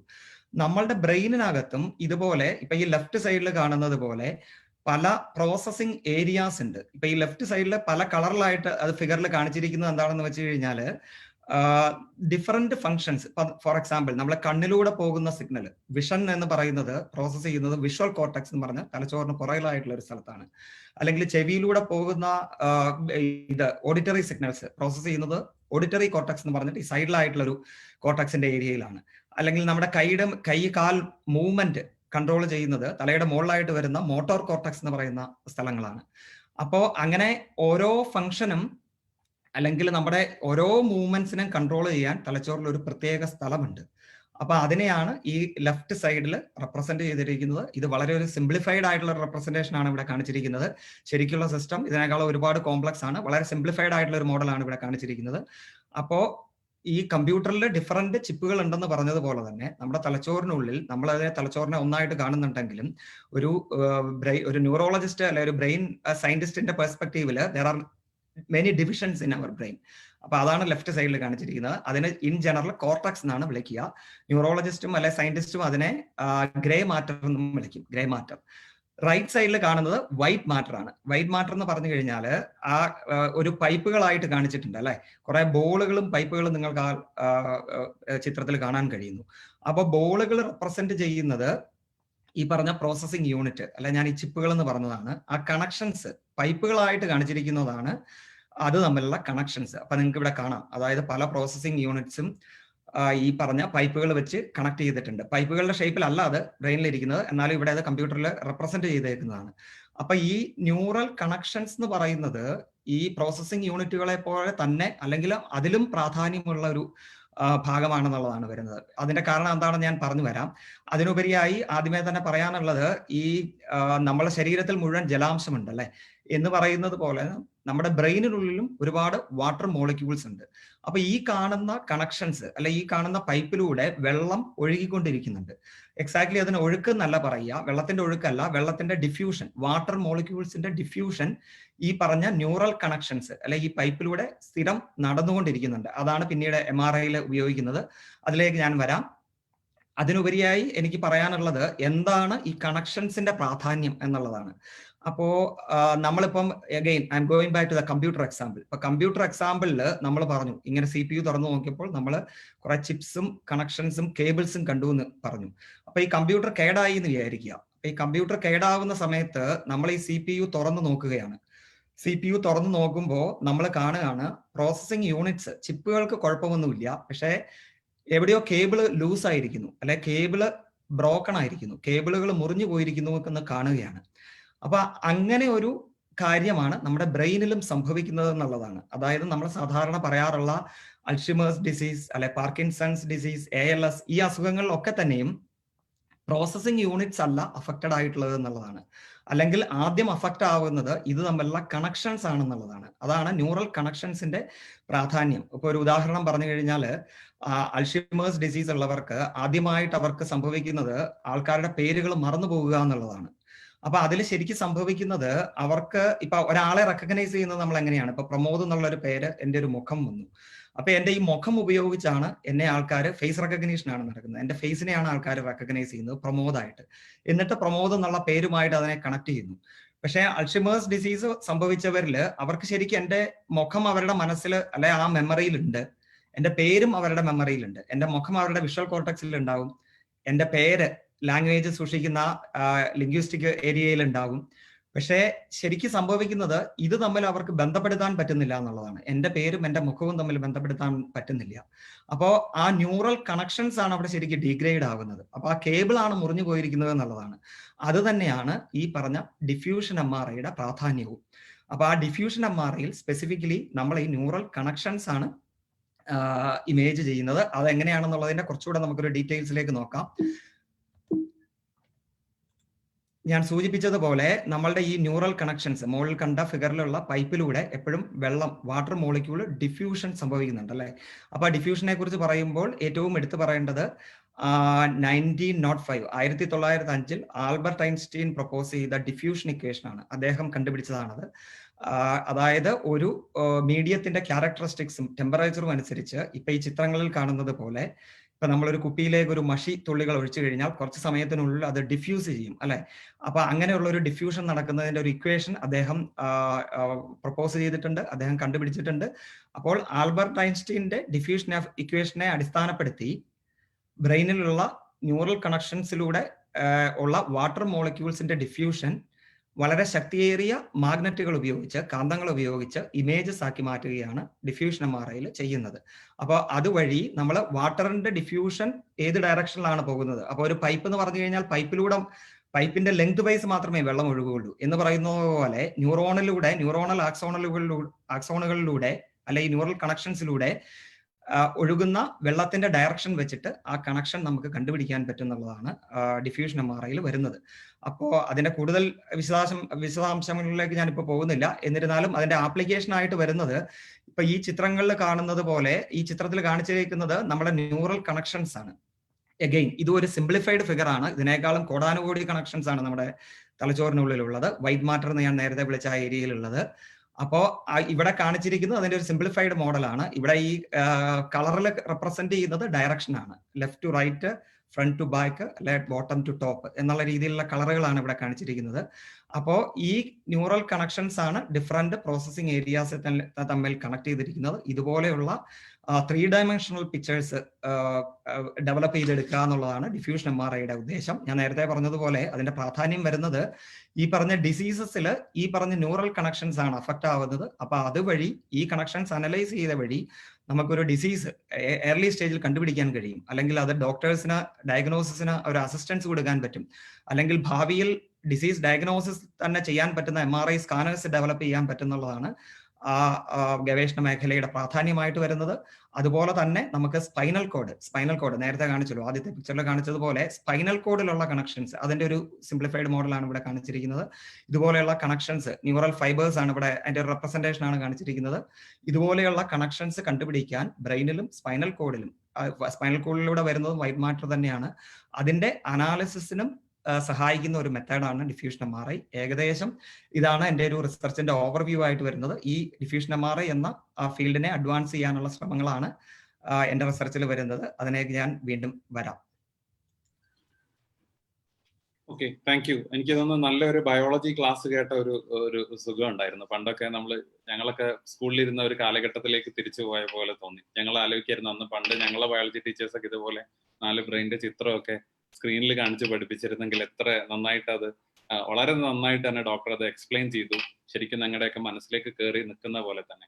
അപ്പോ എന്തായാലും അതിന്റെ ഒരു കമ്പ്യൂട്ടറിനോട് അതിനെ ഉപമിച്ചുകൊണ്ട് നടത്തിയതൊക്കെ കുറച്ചും കൂടി ഓർത്തിരിക്കാൻ, പ്രത്യേകിച്ച് കുട്ടികൾക്കൊക്കെ ഓർത്തിരിക്കാൻ വളരെ പ്രധാനപ്പെട്ട ഒരു മേഖലയിൽ നടത്തിക്കൊണ്ടിരിക്കുന്ന ഈ ഒരു ഗവേഷണം അതിന്റെ ഫലം കാണട്ടെ. കാരണം എനിക്ക് തോന്നുന്നത് അതിന്റെ ഡോക്ടറുടെ ഒരു വിജയം എന്നുള്ളതിനപ്പുറത്തേക്ക് രോഗാതുരമായിട്ടുള്ള ഒരു സമൂഹത്തിൽ ഒരുപാട് ആളുകൾക്ക് അതിന്റെ ഗുണം കിട്ടും എന്നുള്ളതിൽ യാതൊരുവിധ സംശയവുമില്ല.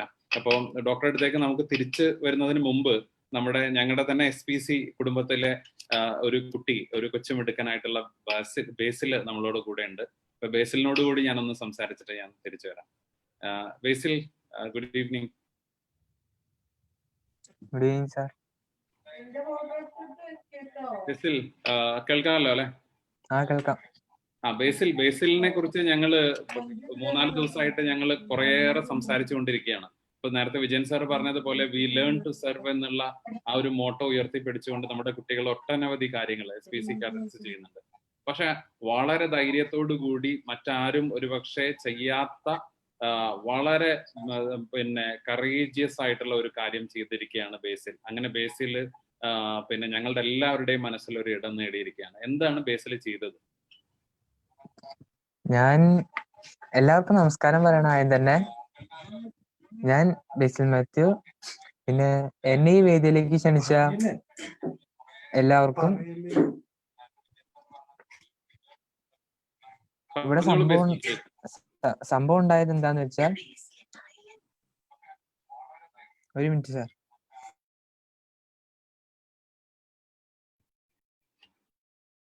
ബേസിൽ എന്ത് പറ്റി? കേൾക്കാമല്ലോ ഞങ്ങക്ക്.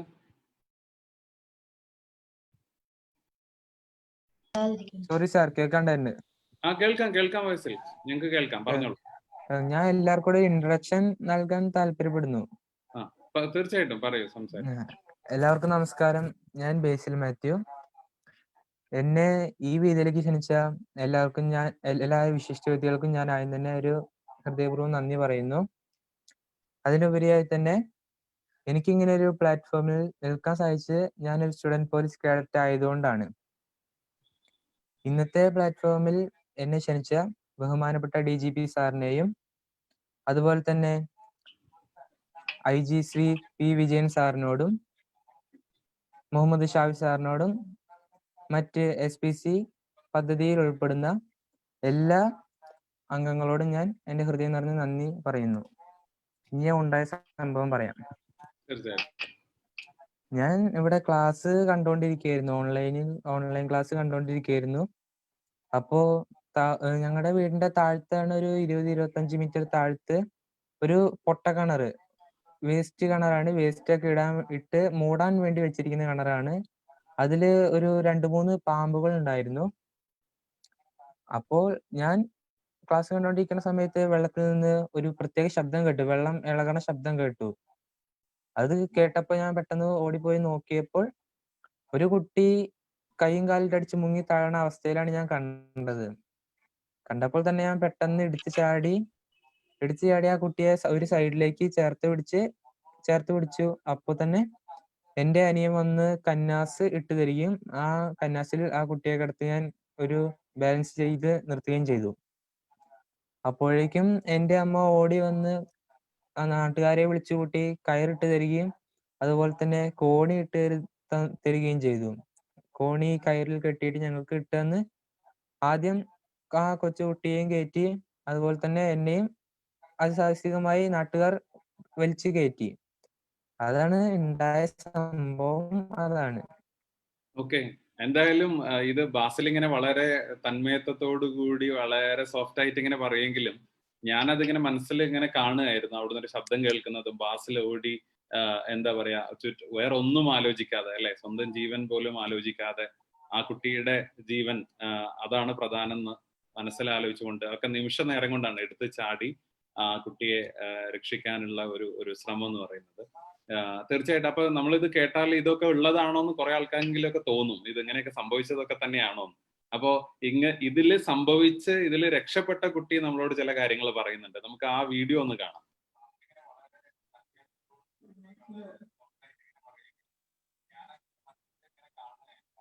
എൻ്റെ പേര് ബസ്ലേൽ കെ ബാബു. ഞാൻ 4ാം ക്ലാസ്സിലാണ് പഠിക്കുന്നത്. ഞാൻ ഇവിടെ കളിച്ചുകൊണ്ടിരിക്കുമ്പോൾ മുകളിൽ നിന്ന് തേങ്ങ വീണപ്പോൾ ഞാൻ പിന്നിലോട്ട് മാറിയപ്പോൾ കാല് തെന്നി കിണറ്റിലേക്ക് വീണു. അപ്പോൾ എന്നെ ബേസിൽ ചേട്ടൻ വന്ന് രക്ഷിച്ചു. അപ്പോ ഈ കുട്ടിയാണ് നമ്മുടെ ബേസില് 4ാം ക്ലാസ് പഠിക്കുന്ന ഈ കൊച്ചു കുട്ടിയാണ് ബേസില് രക്ഷപ്പെടുത്തിയത് അല്ലേ ബേസിൽ? ഇനി ബേസിൽ എങ്ങനെയാണ്, അതായത് ഇപ്പോ നമ്മളൊക്കെ ആണെങ്കിലും ഇത്തരം ഒരു സന്ദർഭത്തിൽ ഒരു കുട്ടി കിണറ്റിൽ വീണത് രക്ഷിക്കണം എന്നൊക്കെ ഉണ്ടാവും, അയ്യോ കഷ്ടമായി എന്നൊക്കെ തോന്നും ഒരുപക്ഷെ. പക്ഷെ ഈ എടുത്ത് ചാടാനുള്ള ധൈര്യം എവിടുന്ന് കിട്ടിയത്? അതിപ്പോ ശരിക്കും പറഞ്ഞാൽ SPCയുടെ ഭാഗമായിട്ടാണ് ശരിക്കും പറഞ്ഞെങ്കിൽ ഈ ധൈര്യം വന്നത്. SPC പരേഡിലും SPCയുടെ ഭാഗമായിട്ടാണ് ഞങ്ങള് അവിടെ നീന്തല് പഠിപ്പിച്ചതും. SPCയുടെ ഭാഗമായിട്ടാണ് അവിടെ നീന്തല് പഠിപ്പിച്ചത്. ഇത് ഫസ്റ്റ് ബേസിലാണോ ബേസിൽ നീന്തൽ പഠിച്ചത്? SPCയിൽ നിന്നാണ് ഞാൻ നീന്തല് പഠിച്ചത്. SPCയുടെ ആ നീന്തല് പഠിച്ചില്ലായിരുന്നെങ്കിൽ ശരിക്കും പറഞ്ഞാൽ എനിക്ക് ഈ കുട്ടിയെ രക്ഷിക്കാൻ പറ്റില്ലായിരുന്നു. അപ്പൊ ഈ നീന്തൽ പഠിച്ചവരെ എല്ലാവരും എടുത്ത് ചാടണം എന്നില്ല, പക്ഷെ എടുത്ത് ചാടിയേക്കാമെന്ന് തോന്നിയത് എങ്ങനെയാ? മനസ്സിലൊരു ധൈര്യം? അത് SPCയിൽ പരേഡ് ചെയ്യുമ്പോൾ തന്നെ അവര് ആദ്യത്തെ അധ്യാപകർ പറഞ്ഞു തരുന്ന കാര്യങ്ങൾ ശ്രദ്ധിച്ചു കേൾക്കുകയും അപ്പത്തെ ശ്രദ്ധ ഉണ്ടായിരുന്നതുകൊണ്ടാണ്, അത് മനസ്സിലുള്ളത് കൊണ്ടാണ് എനിക്ക് ധൈര്യം ശരിക്കും പറഞ്ഞ ഇവിടെ കിട്ടിയത്. തീർച്ചയായിട്ടും. അപ്പൊ SPCയുടെ ഭാഗമായിട്ട് പങ്കെടുക്കുന്ന മുഴുവൻ കുട്ടികളുടെയും അതുപോലെ തന്നെ ഞങ്ങളുടെ എല്ലാവരുടെയും ഒരു വലിയ സല്യൂട്ട് ബേസിലിന്.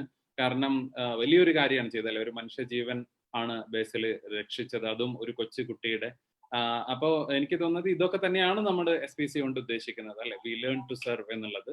അതുപോലെ തന്നെ പരേഡിലൂടെയും മറ്റുമൊക്കെ ബേസിൽ പരേഡിന്റെ കാര്യമൊക്കെ എടുത്തു പറഞ്ഞു. ഇതെല്ലാം നമ്മൾ ചെയ്യുന്നത് ഒരു പരേഡിന് വേണ്ടി ചെയ്യുന്ന ഒരു പരേഡല്ല, നമ്മുടെ ക്ലാസ്സുകൾക്ക് വേണ്ടി ചെയ്യുന്ന ക്ലാസ്സുകളല്ല നമ്മുടെ ക്ലാസ്സുകൾ. അതിൽ നിന്ന് നമ്മളിൽ ചില ഗുണങ്ങളും നമ്മളിൽ ചില ധൈര്യവും നമ്മൾ ചില റെസ്പോൺസിബിലിറ്റി ഒക്കെ ഉണ്ടാക്കിയെടുക്കുക എന്നുള്ള SPCയുടെ ആ ഒരു ഉദ്യമം വിജയിച്ചതിന്റെ ഏറ്റവും വലിയൊരു പ്രതീകമാണ് ബേസിൽ. ഒരുപാട് ജീവിതത്തിൽ മുന്നോട്ട് വളരെ വിജയകരമായി മുന്നോട്ട് പോകാൻ സാധിക്കട്ടെ. നേരത്തെ ഇതുമായി ഞങ്ങൾ ഒരു ടെസ്റ്റ് കോൾ നടത്തിയ സമയത്ത് ഷാഫി സാർ പറഞ്ഞ വളരെ പ്രധാനപ്പെട്ട ഒരു കാര്യമുണ്ട്, കുട്ടികളെല്ലാവരും അത് ആലോചിക്കണം. ഇനി ഇത് കണ്ടിട്ട് എല്ലാവരും നേരെ അങ്ങ് എടുത്ത് ചാടരുത്. പ്രത്യേകിച്ച് ഉപയോഗശൂന്യമായി കിടക്കുന്ന കിണറൊക്കെ എടുത്ത് ചാടുമ്പോൾ അവിടെ പല വിഷവാതകങ്ങളും മറ്റും ഒക്കെ ഉണ്ടാവും. അപ്പോൾ നമ്മൾ അത്തരം സന്ദർഭങ്ങളിൽ ഒരു ഡിസാസ്റ്റർ വരുമ്പോൾ നമ്മൾ എങ്ങനെ പ്രിപ്പയർഡ് ആയിരിക്കണം എന്നുള്ളത് വളരെ ശാസ്ത്രീയമായി കൂടി നമ്മൾ മനസ്സിലാക്കി വെക്കണം. ബേസിലിന്റെ ഒരു മേഖല ഒരു ഡിസാസ്റ്റർ മാനേജ്മെന്റും റെസ്ക്യൂ ഒക്കെ ആണെന്ന് എനിക്ക് തോന്നുന്നു. അങ്ങനെയാണെങ്കിൽ അത്തരത്തിലുള്ള കാര്യങ്ങൾ കൂടി ബേസിൽ മനസ്സിലാക്കണം. അതിന് SPC ഒരു അവസരമാട്ടെ. താങ്ക് യു ബേസിൽ, ബേസിലിന്റെ ഒരു അനുഭവം ഇവിടെ വന്ന് പങ്കുവെച്ചതിനും ഈ ഒരു വലിയ കാര്യം, ഈ എന്താ പറയാ, ഒരു മനുഷ്യത്വത്തിന്റെ അങ്ങേയറ്റം എന്ന് പറയുന്ന ഈ ഒരു വലിയ കാര്യം ഈ ചെറുപ്രായത്തിലേ ചെയ്തതിന് ബേസിലിന് വലിയൊരു സല്യൂട്ട്. താങ്ക് യു ഇവിടെ വന്ന് ഞങ്ങളോട് ആ എക്സ്പീരിയൻസ് പങ്കുവെച്ചതിന്. അതുപോലെ തന്നെ SPCയിൽ ഉണ്ടായിരുന്ന അധ്യാപകരോടും ഞാൻ പ്രത്യേകിച്ച് നന്ദി പറയാണ്. പ്രത്യേകിച്ച് ശിവപ്രകാശ് മാഷ്, ടോമി സാറ്, പുഷ്പല ടീച്ചർ, ഇവരാണ് SPCയിലെ മെയിൻ ആയിട്ടുള്ള അധ്യാപകര്. ഇവരോട് ഞാൻ പ്രത്യേകിച്ച് നന്ദി പറയാണ്. തീർച്ചയായിട്ടും എല്ലാ ബേസിലിനെ ബേസിലാക്കി മാറ്റിയ ടീച്ചർമാരോടും ബാക്കി എല്ലാവരോടും ഞങ്ങളുടെയും നന്ദിയും കടപ്പാടും ഒക്കെ അറിയിക്കുന്നു. നമുക്കൊന്ന് ഡോക്ടറുടെ അടുത്തേക്ക് തിരിച്ചു പോവാം. ഡോക്ടർ, അപ്പൊ ഞങ്ങൾ അതിനിടയിലൊന്ന് ഈ ബയോളജിയും ബ്രെയിനും ഡിഫ്യൂഷൻ MRIന്റെ ഒക്കെ ഇടയിൽ നമ്മുടെ ബേസിലിന്റെ കൂടി ഒരു കഥ കേൾക്കാൻ വേണ്ടി പോയതാണ്. നമുക്കൊന്ന് നമ്മുടെ ഒരു ഗവേഷണ മേഖലയെ കുറിച്ച് ഡോക്ടർ പറഞ്ഞു. പക്ഷെ അതോടൊപ്പം തന്നെ ഈ ഗ്രാന്റിനെ കുറിച്ച് പറയേണ്ടതുണ്ട്. അതുപോലെ തന്നെ ഡോക്ടറെ സംബന്ധിച്ചിടത്തോളം ഡോക്ടർ കോട്ടയം ജില്ലയിലെ കടുത്തുരുത്തിയിൽ നിന്ന് യാത്ര തുടങ്ങി എത്തിപ്പെട്ടത് MIT പോലെയുള്ള ലോക ശ്രദ്ധിക്കുന്ന വിദ്യാഭ്യാസ സ്ഥാപനത്തിലാണ്. അപ്പോൾ ഈ പലപ്പോഴും ഈ കടുത്തുരുത്തിയിൽ നിന്നും അല്ലെങ്കിൽ കേരളത്തിന്റെ പല ഭാഗത്തു നിന്നും പല കുട്ടികളും യാത്ര തുടരും. ഇപ്പൊ തന്നെ SPCയുടെ കാഡറ്റ്സും മറ്റു കുട്ടികളൊക്കെ ഇത് കേട്ടുകൊണ്ടിരിക്കുന്നവരും അവരും ഒരു ജേണിയുടെ ഒരു തുടക്കത്തിലാണ്. പക്ഷെ പലപ്പോഴും ആ ഒരു യാത്ര പകുതി വഴിക്കോ അല്ലെങ്കിൽ തുടങ്ങിയെടുത്തതിനെയൊക്കെ നിന്നു പോകുന്ന ഒരവസ്ഥയുള്ളത്. പക്ഷെ ഡോക്ടറുടെ ഒരു ജേണി എന്ന് പറയുന്നത് ഞങ്ങളൊക്കെ വളരെ അധികം പ്രചോദിപ്പിക്കുന്നതാണ്. അപ്പൊ ആ കടുത്തുരുത്തിയിൽ നിന്ന് MIT-യിലേക്കുള്ള യാത്രയും ആ ഗ്രാൻഡിനെ കുറിച്ച് കൂടി ഒന്ന് പറഞ്ഞാൽ നന്നായി. തീർച്ചയായിട്ടും safe. First of all let me utilize the opportunity to salute our dear brother Basil Mathew. പ്രിയ സഹോദരൻ ബേസിൽ മാത്യുവിന് വളരെയധികം അഭിനന്ദനങ്ങൾ. വളരെ രസമുണ്ടായിരുന്നു കഥ കേൾക്കാൻ, വളരെ മോട്ടിവേറ്റിംഗ് ആണ്. ഇതുപോലെയുള്ള കുട്ടികളെ ഡെവലപ്പ് ചെയ്യുന്ന SPCക്കും സല്യൂട്ട്. പിന്നെ എൻ്റെ കഥയിലേക്ക് വന്നാൽ എൻ്റെ ഒരു വളരെ ലോങ് ജേണിയാണ്. അതിനെ വളരെ ഷോർട്ടായി, സമയക്കുറവ് മുതൽ ഷോർട്ടായി പറയാൻ ഞാൻ ശ്രമിക്കാം. ഷാഫി സാറ് പറഞ്ഞതുപോലെ കോട്ടയം ജില്ലയിലെ കടുത്തുരുത്തി എന്ന സ്ഥലത്താണ് എൻ്റെ സ്വദേശം. അവിടെ കടുത്തുരുത്തി ഗവൺമെന്റ് സ്കൂളിലാണ് എൻ്റെ സ്കൂളിംഗ് തുടങ്ങിയത്. അങ്ങനെ സ്കൂളിംഗ് കഴിഞ്ഞതിന് ശേഷം ഞാൻ തലയോലപ്പറമ്പ് ദേവസ്വം ബോർഡ് കോളേജിൽ നിന്നാണ് പ്രീ ഡിഗ്രി ചെയ്തത്. അത് കഴിഞ്ഞിട്ട് പാലക്കാട് NSS എഞ്ചിനീയറിംഗ് കോളേജിൽ നിന്ന് എഞ്ചിനീയറിംഗ് ചെയ്തു. പാലക്കാട് NSS എഞ്ചിനീയറിംഗ് കോളേജിൽ എഞ്ചിനീയറിംഗിന് ജോയിൻ ചെയ്യുന്ന സമയം വരെ ഒരു എഞ്ചിനീയർ ആകുക എന്നുള്ളതായിരുന്നു എൻ്റെ ഒരു ആഗ്രഹമായിട്ടുള്ളത്. അവിടെ വെച്ചിട്ട് അവിടുത്തെ അധ്യാപകർ തന്നെ, അവിടുത്തെ പ്രൊഫസേഴ്സ് തന്നെയാണ് എന്നെ ഒരു സയന്റിഫിക് റിസർച്ച് എന്നുള്ള രീതിയിലേക്ക് ഡൈവേർട്ട് ചെയ്യാൻ സഹായകമായത്. അവരെല്ലാവരെയും ഞാനിപ്പം ഈ അവസരത്തിൽ ഓർക്കുന്നു. അപ്പൊ അങ്ങനെ എഞ്ചിനീയറിംഗ് കഴിഞ്ഞ ശേഷം കുറച്ച് നാൾ ഞാൻ തിരുവനന്തപുരത്ത് കെൽട്രോൺ ക്യാമ്പസിൽ CDAC-ൽ വർക്ക് ചെയ്തിരുന്നു. അത് കഴിഞ്ഞിട്ട് ഞാൻ NTPC-യിൽ എഞ്ചിനീയർ ആയിട്ട് വർക്ക് ചെയ്തു. ഒരു 3 വർഷത്തോളം ഭിലായിലായിരുന്നു ഞാൻ വർക്ക് ചെയ്തിരുന്നത്. അവസാനമായിട്ട് ഭിലായ് സ്റ്റീൽ പ്ലാന്റിനുള്ളിലുള്ള ഒരു NTPC-യുടെ പവർ പ്ലാന്റിലാണ്. ആ സമയത്ത് NTPC-യിൽ വർക്ക് ചെയ്യുന്ന സമയത്ത് പാലക്കാട് NSS കോളേജിൽ എന്നെ പഠിപ്പിച്ച പ്രൊഫസർ ഡോക്ടർ രാജൻ ബാബു, അദ്ദേഹം എനിക്ക് അയച്ച ഒരു ഇമെയിലാണ് ശരിക്കും എന്നെ ഒരു എഞ്ചിനീയറായി നിന്നിരുന്ന എന്നെ ഒരു സയന്റിസ്റ്റിലേക്ക് തിരിച്ചു വിട്ടത്. അതായിരുന്നു എൻ്റെ ലൈഫിലുണ്ടായ ഒരു ടേണിംഗ് പോയിന്റ്. അദ്ദേഹം സിംഗപ്പൂരിൽ PhD ചെയ്യാനുള്ള ഓപ്പർച്യൂണിറ്റിയെ കുറിച്ചുള്ള ഒരു ഇമെയിലാണ് അന്ന് എനിക്ക് അയച്ചത്. അപ്പോൾ അതിനെ ഫോളോ അപ്പ് ചെയ്യുകയും അങ്ങനെ PhD-ക്ക് അപ്ലൈ ചെയ്യുകയും അങ്ങനെ വന്നിട്ടാണ് ഞാൻ നാഷണൽ യൂണിവേഴ്സിറ്റി ഓഫ് സിംഗപ്പൂരിൽ PhD-ക്ക് ജോയിൻ ചെയ്യുന്നത് 2007. അവിടെ എൻ്റെ PhD അഡ്വൈസേഴ്സ്, ഗൈഡ്സ് ആയിട്ട് വന്നിട്ടുള്ളത് 2 പേരായിരുന്നു. അതിൽ പ്രധാനിയായിട്ട് വന്ന ഗൈഡ് മലയാളി കൂടിയായ പ്രൊഫസർ ഡോക്ടർ പ്രഹ്ലാദ് വടക്കേപ്പാട്ടാണ്. അതുപോലെ തന്നെ പ്രൊഫസർ ലോ ഐപ്പോ മലേഷ്യയിൽ നിന്നുള്ള അവരായിരുന്നു എൻ്റെ കോ അഡ്വൈസർ ആയിട്ടുണ്ടായിരുന്നത്. അവരിൽ നിന്നാണ് ഞാൻ റിസർച്ചിന്റെ ഗവേഷണത്തിന്റെ ബേസിക്സ് പഠിച്ചത്. അങ്ങനെ 4 വർഷം കൊണ്ട് ഞാൻ PhD ഇവിടുന്ന് കംപ്ലീറ്റ് ആക്കി. അത് കഴിഞ്ഞ് സിംഗപ്പൂർ ഗവൺമെന്റ് റിസർച്ച് ഏജൻസിയിൽ സയന്റിസ്റ്റ് ആയിട്ട് ഞാൻ 2 വർഷം ജോലി ചെയ്തിരുന്നു. അക്കാലത്താണ് എനിക്ക് പോസ്റ്റ് ഡോക്ടറൽ ഗവേഷണത്തിന് പോകണം എന്നുള്ള ഒരു താല്പര്യം ഉണ്ടാകുകയും ഞാൻ അമേരിക്കയിലേക്ക് വരാനുള്ള ശ്രമങ്ങൾ നടത്തുകയും അങ്ങനെ വിജയൻ സാർ പറഞ്ഞതുപോലെ വളരെ വിശ്വപ്രസിദ്ധമായ MIT-യിൽ വരാനുള്ള ഒരു ഭാഗ്യം എനിക്കുണ്ടായി. അവിടെ വന്നിട്ട് ഞാൻ MIT-യിൽ വെച്ചിട്ടാണ് ഞാൻ ഈ ബ്രെയിൻ ഇമേജിങ്ങിൽ എൻ്റെ റിസർച്ച് തുടങ്ങുന്നത്. അത് കഴിഞ്ഞിട്ടാണ് ഞാൻ ഇവിടെ വന്നിട്ട് യൂണിവേഴ്സിറ്റി ഓഫ് മിനസോട്ടയിലെ centre for magnetic resonance research, ഇവിടുത്തെ മെഡിക്കൽ സ്കൂളിലുള്ളതാണ്, അവിടെ വന്നിട്ട് റിസർച്ച് അസോസിയേറ്റ് ആയിട്ട് ജോയിൻ ചെയ്യുകയും ചെയ്തു.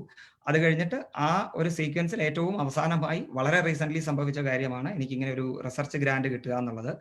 ആ ഗ്രാന്റ് വന്നിരിക്കുന്നത് ഫേസ്ബുക്കിന്റെ ഫിലാന്ത്രോപിക് ആമായ ചാൺ സക്കർബർഗ് ഇനിഷ്യേറ്റീവിൽ നിന്നാണ്. ആ ഗ്രാന്റിന്റെ ഭാഗമായിട്ട് ഒരു ഇമേജിംഗ് സയന്റിസ്റ്റ് ഗ്രാന്റ് ആണത്. ഇമേജിംഗ് സയന്റിസ്റ്റ് ആയിട്ടായിരിക്കും ഞാൻ വർക്ക് ചെയ്യുന്നത്. അത് ഫേസ്ബുക്കിന്റെ ഫൗണ്ടർ മാർക്ക് സക്കർബർഗും അദ്ദേഹത്തിന്റെ വൈഫ് ഡോക്ടർ പ്രൈസ്ല ചാനും ചേർന്ന് രൂപീകരിച്ചതാണ്. അവരുടെ ഫേസ്ബുക്ക് ഷെയറിന്റെ ഏകദേശം 99% ആണ് അവർ ഇതിലേക്ക് കോൺട്രിബ്യൂട്ട് ചെയ്തിരിക്കുന്നത്. അത് ഏകദേശം എനിക്ക് തോന്നുന്നു 2-3 ലക്ഷം കോടി രൂപയുടെ ഒരു ഇൻവെസ്റ്റ്മെന്റ് ആയിട്ടാണ് വരുന്നത്. അത് ആക്ച്വലി അതൊരു that is something more than charity. ഒരു ചാരിറ്റിയേക്കാളും ഉപരിയായിട്ട് ഒരു ലിമിറ്റഡ് ലയബിലിറ്റി കമ്പനി ആയിട്ടാണ് അവരത് ഫോം ചെയ്തിരിക്കുന്നത്. അതിന്റെ ഉദ്ദേശം അതിൽ സ്പെൻഡ് ചെയ്യുന്ന ഓരോ ഡോളേഴ്സും വളരെ നല്ല രീതിയിൽ ഉപയോഗിക്കുക എന്നുള്ള രീതിയിൽ, ചാരിറ്റി ആണെങ്കിലും ഇങ്ങനെ ഒരു കമ്പനി പോലെയാണ്, ലിമിറ്റഡ് ലയബിലിറ്റി കമ്പനി ആയിട്ടാണ് അവരത് ഫോം ചെയ്തിരിക്കുന്നത്.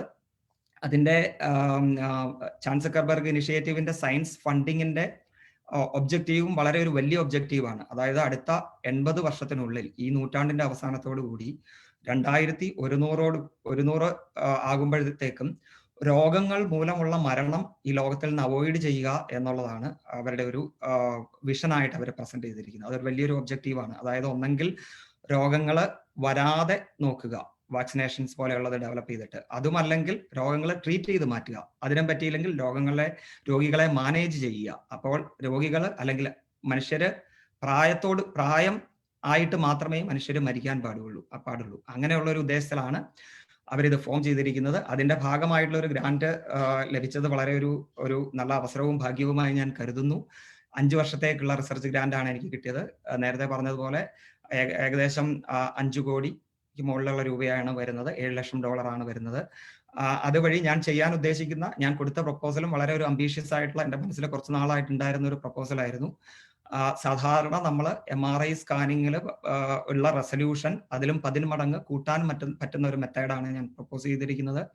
അതായത് നമ്മളൊരു മൈക്രോസ്കോപ്പിലൂടെ നോക്കുമ്പോൾ വളരെ ഡീറ്റെയിൽഡ് പിക്ചർ കാണാൻ പറ്റും അല്ലെ.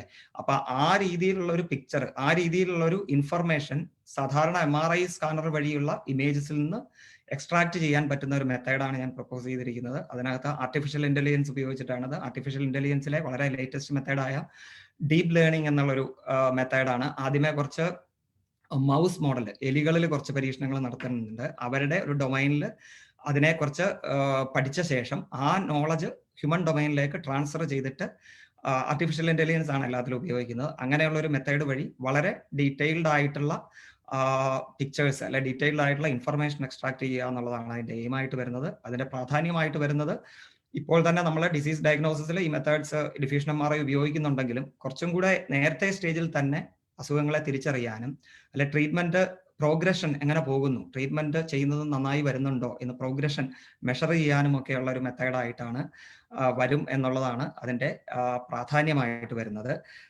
ഏകദേശം ഇത്രയുമാണ് എനിക്ക് എൻ്റെ കരിയർ പാത്തിനെ കുറിച്ചും ഈ പറഞ്ഞ ഗ്രാന്റിനെ കുറിച്ചും പറയാനുള്ളത്.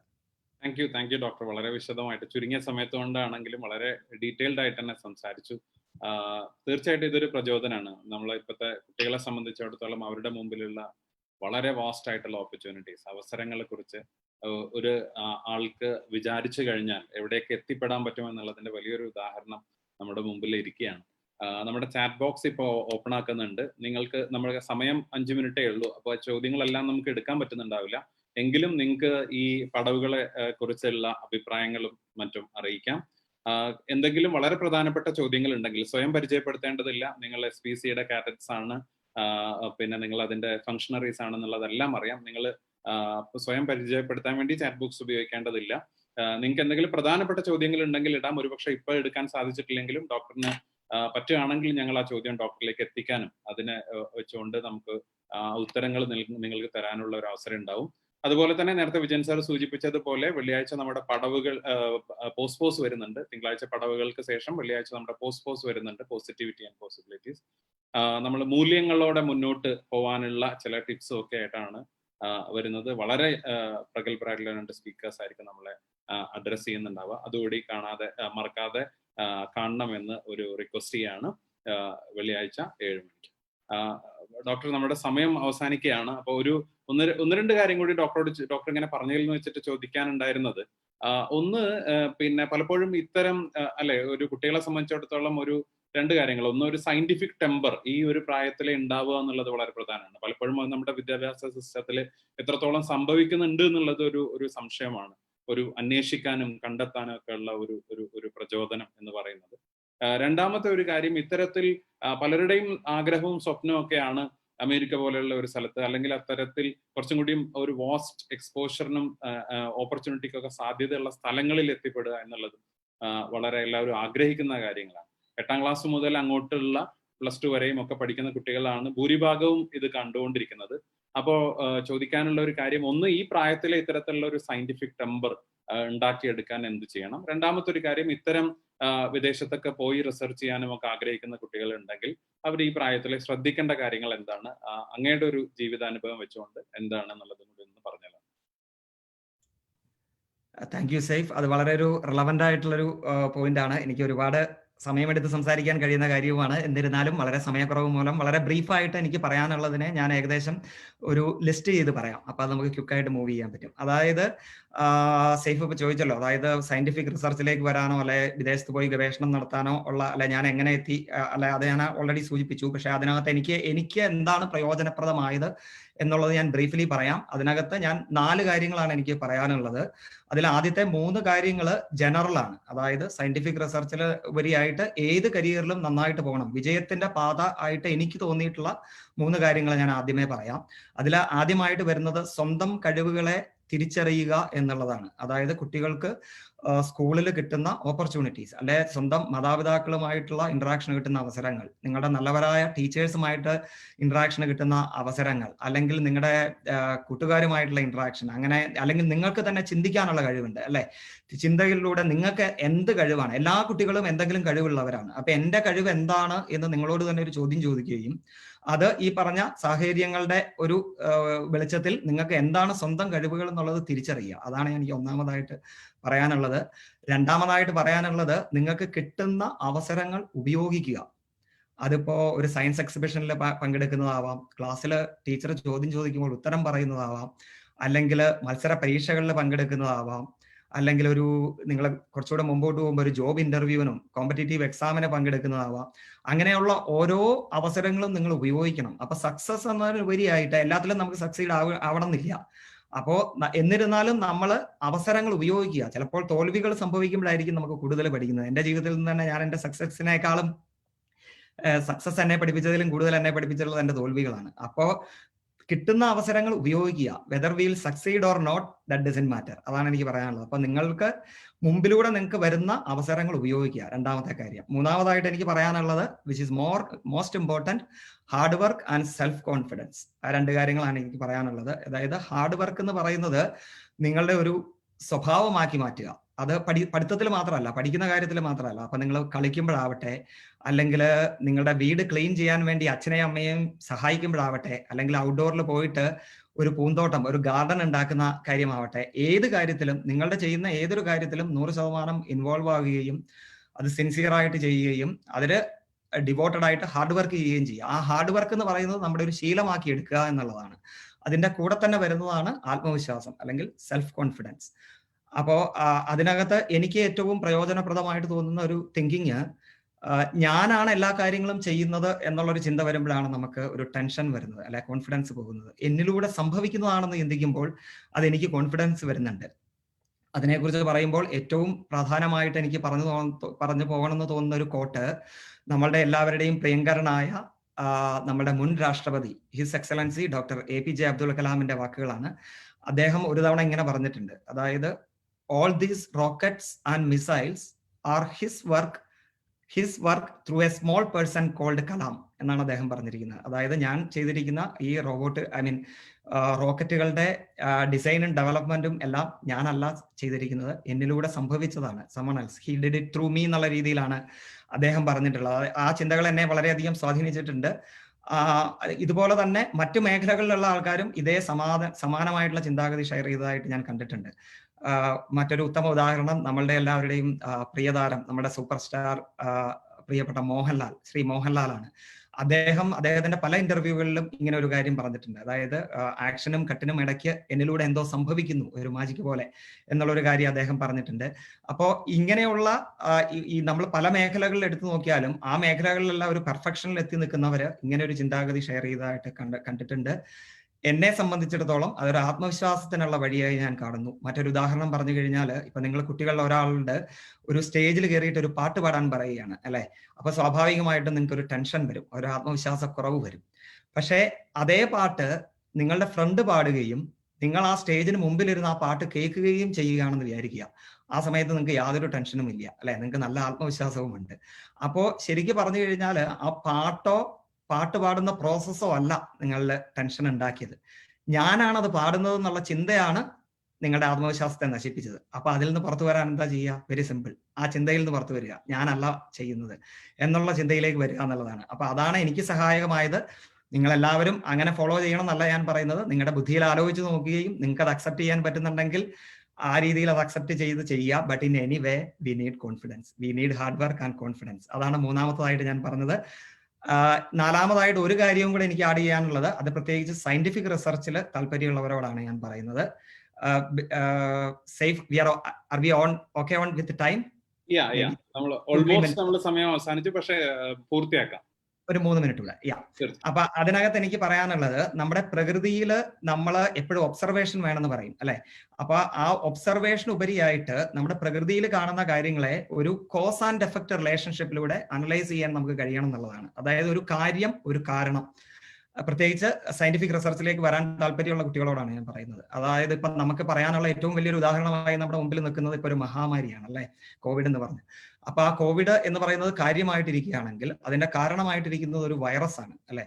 അപ്പൊ ആ കാര്യവും കാരണവും തമ്മിലുള്ള ഒരു ബന്ധം നമുക്ക് അനലൈസ് ചെയ്യാൻ പറ്റണം. അല്ലെങ്കിൽ കുറച്ചുകൂടെ വളരെ സിമ്പിൾ ആയിട്ടൊരു ഉദാഹരണം പറഞ്ഞാല്, തേനീച്ചക്കൂടിനുള്ളിൽ തേനുണ്ടാവുന്നു. തേൻ എന്ന് പറയുന്ന കാര്യത്തിന് കാരണമായിട്ടിരിക്കുന്നത് തേനീച്ചയും അല്ലെ പൂക്കളിലുള്ള നെക്ടർ എന്ന് പറയുന്നതുമാണ് അല്ലെ. അല്ലെങ്കിൽ ഒരു കപ്പല് കടലിൽ പൊങ്ങിക്കിടക്കുന്നു. അപ്പൊ അവിടെ ആ കപ്പല് പൊങ്ങിക്കിടക്കുക അല്ലെ, കപ്പൽ എന്ന് പറയുന്ന ഒരു കാര്യത്തിന് കാരണമായിട്ടിരിക്കുന്നത് എന്താണ്? ബോയൻസി എന്ന് പറയുന്ന അല്ലെ വെള്ളത്തിൽ പൊങ്ങിക്കിടക്കാനുള്ള ഒരു റീസൺ ആണ് അവിടെ. അപ്പൊ ഈ കാര്യം കാരണം എന്നുള്ള രീതിയിൽ നമുക്ക് മുമ്പിൽ വരുന്ന കാര്യങ്ങളെ നമുക്ക് അനലൈസ് ചെയ്യാൻ കഴിയണം എന്നുള്ളതാണ്. എന്റെ തന്നെ ഉദാഹരണത്തിൽ പറഞ്ഞാൽ, ഇപ്പൊ ഡിസീസസ് ട്രീറ്റ് ചെയ്യുക അല്ലെങ്കിൽ ഏർലി സ്റ്റേജിൽ ഡിറ്റക്ട് ചെയ്യുക എന്ന് പറയുമ്പോൾ അതിന്റെ ഒരു കാരണമായിട്ട് വരുന്നത് ഈ പറഞ്ഞ ഇമേജിംഗ് ടെക്നോളജി ഡെവലപ്പ് ചെയ്യുക അല്ലെങ്കിൽ ട്രീറ്റ്മെന്റ്സ് ഡെവലപ്പ് ചെയ്യുക എന്നുള്ളതാണ്. അതിപ്പോൾ ഒരാൾക്ക് ചെയ്യാൻ പറ്റുന്നതോ അല്ലെങ്കിൽ ഒരു ചെറിയ ഗ്രൂപ്പിന് ചെയ്യാൻ പറ്റുന്നതോ കാര്യമല്ല, ഒരു വലിയ ഗ്രൂപ്പിന് ചെയ്യുന്നതാണ്. എന്നിരുന്നാലും നമുക്ക് 1-2 സ്റ്റെപ്പുകൾ ആ ഡയറക്ഷനിൽ എടുക്കാൻ പറ്റുന്നതാണ്. അപ്പൊ ഈ രീതിയിൽ ഈ കാര്യവും കാരണവും എന്നുള്ള രീതിയിൽ നിങ്ങൾക്ക് ഒരു സ്കൂൾ തലത്തിൽ തന്നെ ചിന്തിക്കാൻ കഴിഞ്ഞാൽ അത് വളരെ നല്ലതാണ്. കുറച്ചും കൂടെ മുമ്പോട്ട് പോകുമ്പോൾ നിങ്ങളൊരു ഡിഗ്രിക്ക് ജോയിൻ ചെയ്യുന്ന സമയത്ത്, ആ സമയത്ത് അല്ലെങ്കിൽ വിദേശത്ത് പോയി ഗവേഷണം ചെയ്യണം എന്നുള്ള ഒരു ഇത് വരുന്ന സമയത്ത്, ആ സമയത്ത് നിങ്ങൾ ചിന്തിക്കേണ്ടത് എന്താണെന്ന് വെച്ചാൽ ഈ കാരണം എന്നുള്ളതിൽ കുറച്ചുകൂടെ ഫോക്കസ് ചെയ്യുക അല്ലെ. അപ്പൊ അപ്പോഴാണ് നമുക്ക് ഈ ഡിസ്കവറി, ഇൻവെൻഷൻ എന്ന് പറയുന്ന 2 രീതിയിലുള്ള വ്യത്യാസങ്ങൾ അവിടെ വരും. ഇപ്പൊ തേനീച്ചയുടെ എക്സാമ്പിളിൽ പറഞ്ഞ ഒരു ഡിസ്കവറിയാണ്, ഇറ്റ് ഈസ് സംതിങ് എക്സിസ്റ്റിംഗ്. നമ്മൾ അതിനെ വീണ്ടും കണ്ടെത്തുക, ഉള്ളതിനെ കണ്ടെത്തുകയാണ്. മറ്റത് ഇല്ലാത്തതിനെ കണ്ടുപിടിക്കുകയാണ്, ഇൻവെൻഷൻ. അപ്പോ ഇപ്പൊ കപ്പലിന്റെ ഉദാഹരണത്തിൽ പറഞ്ഞ ഇൻവെൻഷൻ ആണ്. ജലത്തിലൂടെ ട്രാൻസ്പോർട്ടേഷൻ സാധ്യമാകണം എന്നുള്ളൊരു ആവശ്യം വന്നപ്പോൾ അതൊരു ഇൻവെൻഷൻ ആയിട്ട് വന്നതാണ്. അപ്പോൾ നിങ്ങൾ കുറച്ചുകൂടെ മുമ്പോട്ട് പോകുന്ന ഒരു സമയത്ത് നിങ്ങളുടെ മുമ്പിൽ ഒരുപാട് കാര്യങ്ങൾ നാച്ചുറലി വരും. ഈ ലോകത്ത് ഒരുപാട് പ്രോബ്ലങ്ങളുണ്ട്. അപ്പൊ അതിലുള്ള ഏതെങ്കിലും ഒരു കാര്യം എടുത്തിട്ട് അതിനുള്ള കാരണമായി മാറാൻ എനിക്ക് കഴിയുമോ, അല്ലെങ്കിൽ അതിനുള്ള കാരണമായിട്ട് എനിക്ക് എന്തെങ്കിലും ചെയ്യാൻ പറ്റുമോ, ഡെവലപ്പ് ചെയ്യാൻ പറ്റുമോ എന്നുള്ളൊരു ചിന്ത കൂടി നിങ്ങൾക്ക് വന്നു കഴിഞ്ഞാൽ അത് തീർച്ചയായിട്ടും നിങ്ങൾക്ക് ഒരു സയന്റിഫിക് റിസർച്ച് എന്നുള്ള ആപ്റ്റിറ്റ്യൂഡ് ഡെവലപ്പ് ചെയ്യാൻ സഹായിക്കും. അങ്ങനെ ഉണ്ടാവുന്ന സമയത്ത് നിങ്ങൾക്ക് തീർച്ചയായിട്ടും ഒരു PhDക്ക് രജിസ്റ്റർ ചെയ്യുകയോ, മാസ്റ്റേഴ്സ് ചെയ്ത് PhDക്ക് രജിസ്റ്റർ ചെയ്യുകയോ, അല്ലെങ്കിൽ ഈ പറഞ്ഞ വിദേശ യൂണിവേഴ്സിറ്റികളുടെ പഠനത്തിന് പോവുകയോ ചെയ്യാം. അതാണ് എനിക്ക് ഏറ്റവും എന്താ പറയുക, എൻ്റെ ഒരു സക്സസ് പാത്തായിട്ട് എനിക്ക് പറയാനുള്ളത്. പ്രധാനമായും 4 കാര്യങ്ങളാണ് ഞാൻ ഇവിടെ പറഞ്ഞത്. അപ്പൊ ഷാഫി സാർ പറഞ്ഞത് കേട്ടുകൊണ്ടിരിക്കുന്ന കുട്ടികളെല്ലാം വളരെ സ്മാർട്ട് ആയിട്ടുള്ള കുട്ടികളാണെന്നുള്ളതാണ്. നിങ്ങൾ പല ആൾക്കാരും ഇത് ഓൾറെഡി ഫോളോ ചെയ്യുന്നവരുണ്ടായിരിക്കും.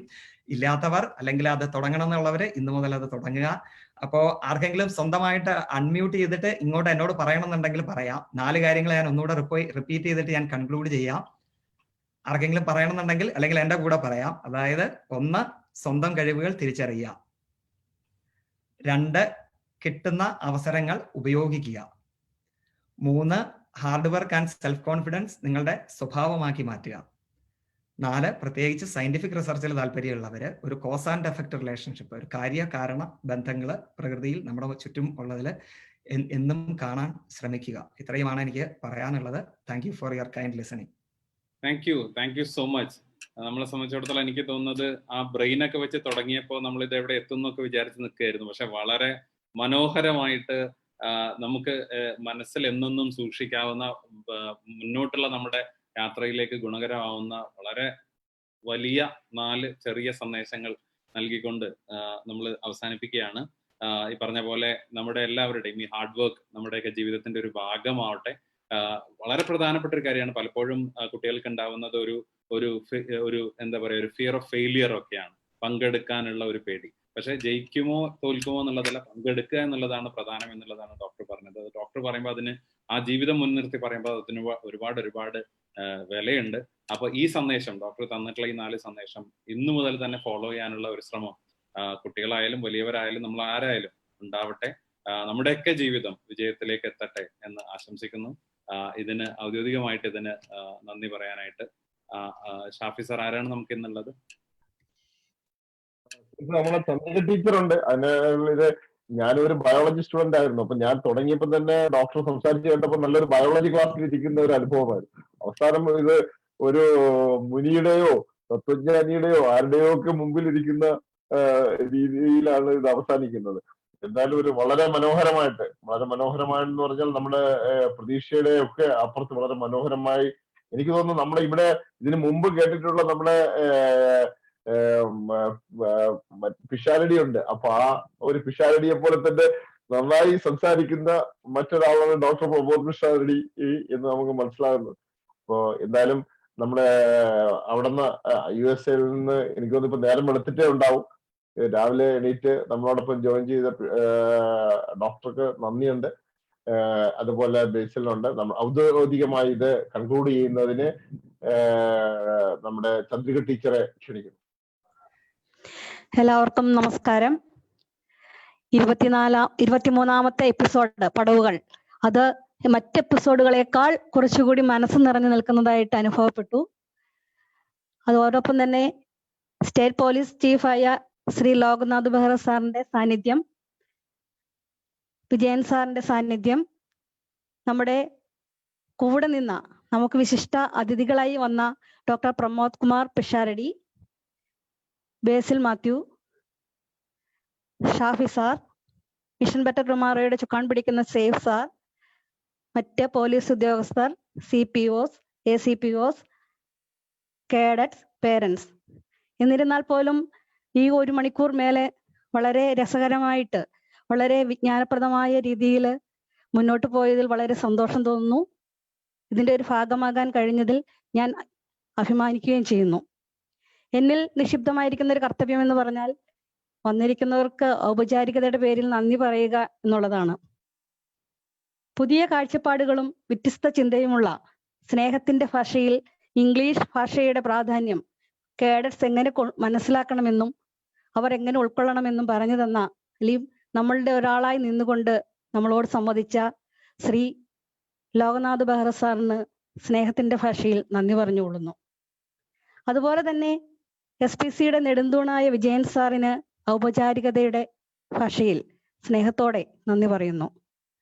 നമ്മുടെ അതിഥികളായിരുന്ന ഡോക്ടർ പ്രമോദ് കൗർ പിഷാരടി ബയോളജി ക്ലാസ്സിൽ തുടങ്ങി തത്വചിന്തയിൽ അവസാനിപ്പിച്ചുകൊണ്ട് 4 സന്ദേശങ്ങൾ കേഡറ്റ്സിലേക്ക് പകർന്നു നൽകിയ സാറിന്റെ വിലപ്പെട്ട സമയത്തിനും അനുഭവങ്ങളുടെ വലിയൊരു സാഗരം തന്നെ എന്ന് പറയാം, ചെറിയതാണെങ്കിൽ പോലും വലിയൊരു അനുഭവ കഥ നമ്മളിലേക്ക് പകർന്നു തന്ന ഡോക്ടർ പ്രമോദ് കുമാർ പിഷാരടിക്ക് സ്നേഹാദരങ്ങളോടെ ഹൃദയത്തിന്റെ ഭാഷയിൽ നന്ദി പറഞ്ഞുകൊള്ളുന്നു. അതുപോലെ തന്നെ മനുഷ്യത്വം നശിക്കാത്ത ഒരു കൊച്ചുമിടുക്കൻ ബേസിൽ മാത്യുവിന്റെ ആ സ്വതസിദ്ധമായ വളരെ നാച്ചുറാലിറ്റിയുള്ള സംഭാഷണം, ചിരിക്കാൻ പറഞ്ഞാൽ ചിരിക്കുന്ന വളരെ നല്ല ഒരു പയ്യൻ. അവൻ ഇനിയും വലിയ വലിയ ഉയരങ്ങളിലേക്ക് എത്താൻ കഴിയണം. അവന്റെ മനുഷ്യത്വം SPCയുടെ ഭാഗമായിട്ട് കിട്ടി എന്ന് പറയുമ്പോൾ തന്നെ നമുക്കും അഭിമാനിക്കാം. ബേസിൽ മാത്യുവിനും വളരെ സ്നേഹത്തോടു കൂടി തന്നെ നന്ദി പറയുന്നു.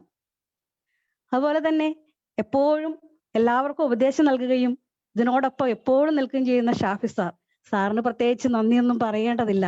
കാരണം സാർ ഇതിന്റെ ഭാഗം തന്നെയാണ്. നന്ദി പറഞ്ഞു കഴിഞ്ഞിട്ടുണ്ടെങ്കിൽ അത് അതിര് കടന്നു പോകുമോ എന്ന് തന്നെ ഞാൻ ചിന്തിക്കുന്നു. എന്നിരുന്നാൽ പോലും ഔപചാരികതയുടെ പേരിൽ നന്ദി പറയുന്നു. നമ്മുടെ ഓരോ പ്രോഗ്രാമിനെയും വളരെ ആക്റ്റീവാക്കി മാറ്റുന്ന സേഫ് സാറിന് എങ്ങനെ നന്ദി പറയണമെന്നറിയില്ല. എത്ര കാര്യങ്ങൾ വളരെ രസകരമായിട്ട് ഓരോ വിഷയത്തെയും കൈകാര്യം ചെയ്യുന്നത് കാണുമ്പോൾ അധ്യാപകരായ ഞങ്ങൾക്ക് പോലും അസൂയ തോന്നുന്നു. സാറിനും വളരെ സ്നേഹത്തോടു കൂടി തന്നെ നന്ദി പറയുന്നു. ഇതിന്റെ പുറകിൽ നിൽക്കുന്ന ബൈജു സാർ, പ്രശാന്ത് സാർ, അതുപോലെ തന്നെ മറ്റ് പോലീസ് ഉദ്യോഗസ്ഥർ, അവർ എല്ലാവർക്കും സ്നേഹത്തോടെ നന്ദി പറയുന്നു. ഇത് വീക്ഷിച്ചു കൊണ്ടിരിക്കുന്ന CPOs, ACPOs, അതുപോലെ കേഡറ്റ്സ്, പേരൻസ് എല്ലാവർക്കും നല്ലൊരു ദിവസം കിട്ടി, നല്ലൊരു മണിക്കൂർ കിട്ടി എന്ന് തന്നെ ആഗ്രഹിച്ചുകൊണ്ട് നന്ദി പറയുന്നു. എല്ലാവർക്കും ഒരിക്കൽ കൂടി നന്ദി പറഞ്ഞുകൊണ്ട് നിർത്തുന്നു. നന്ദി, നമസ്കാരം.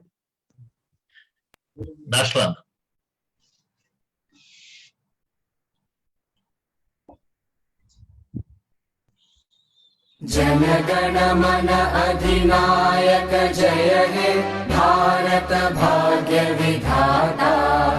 पंजाब सिंध गुजरात मराठा द्राविड उत्कल बंगा।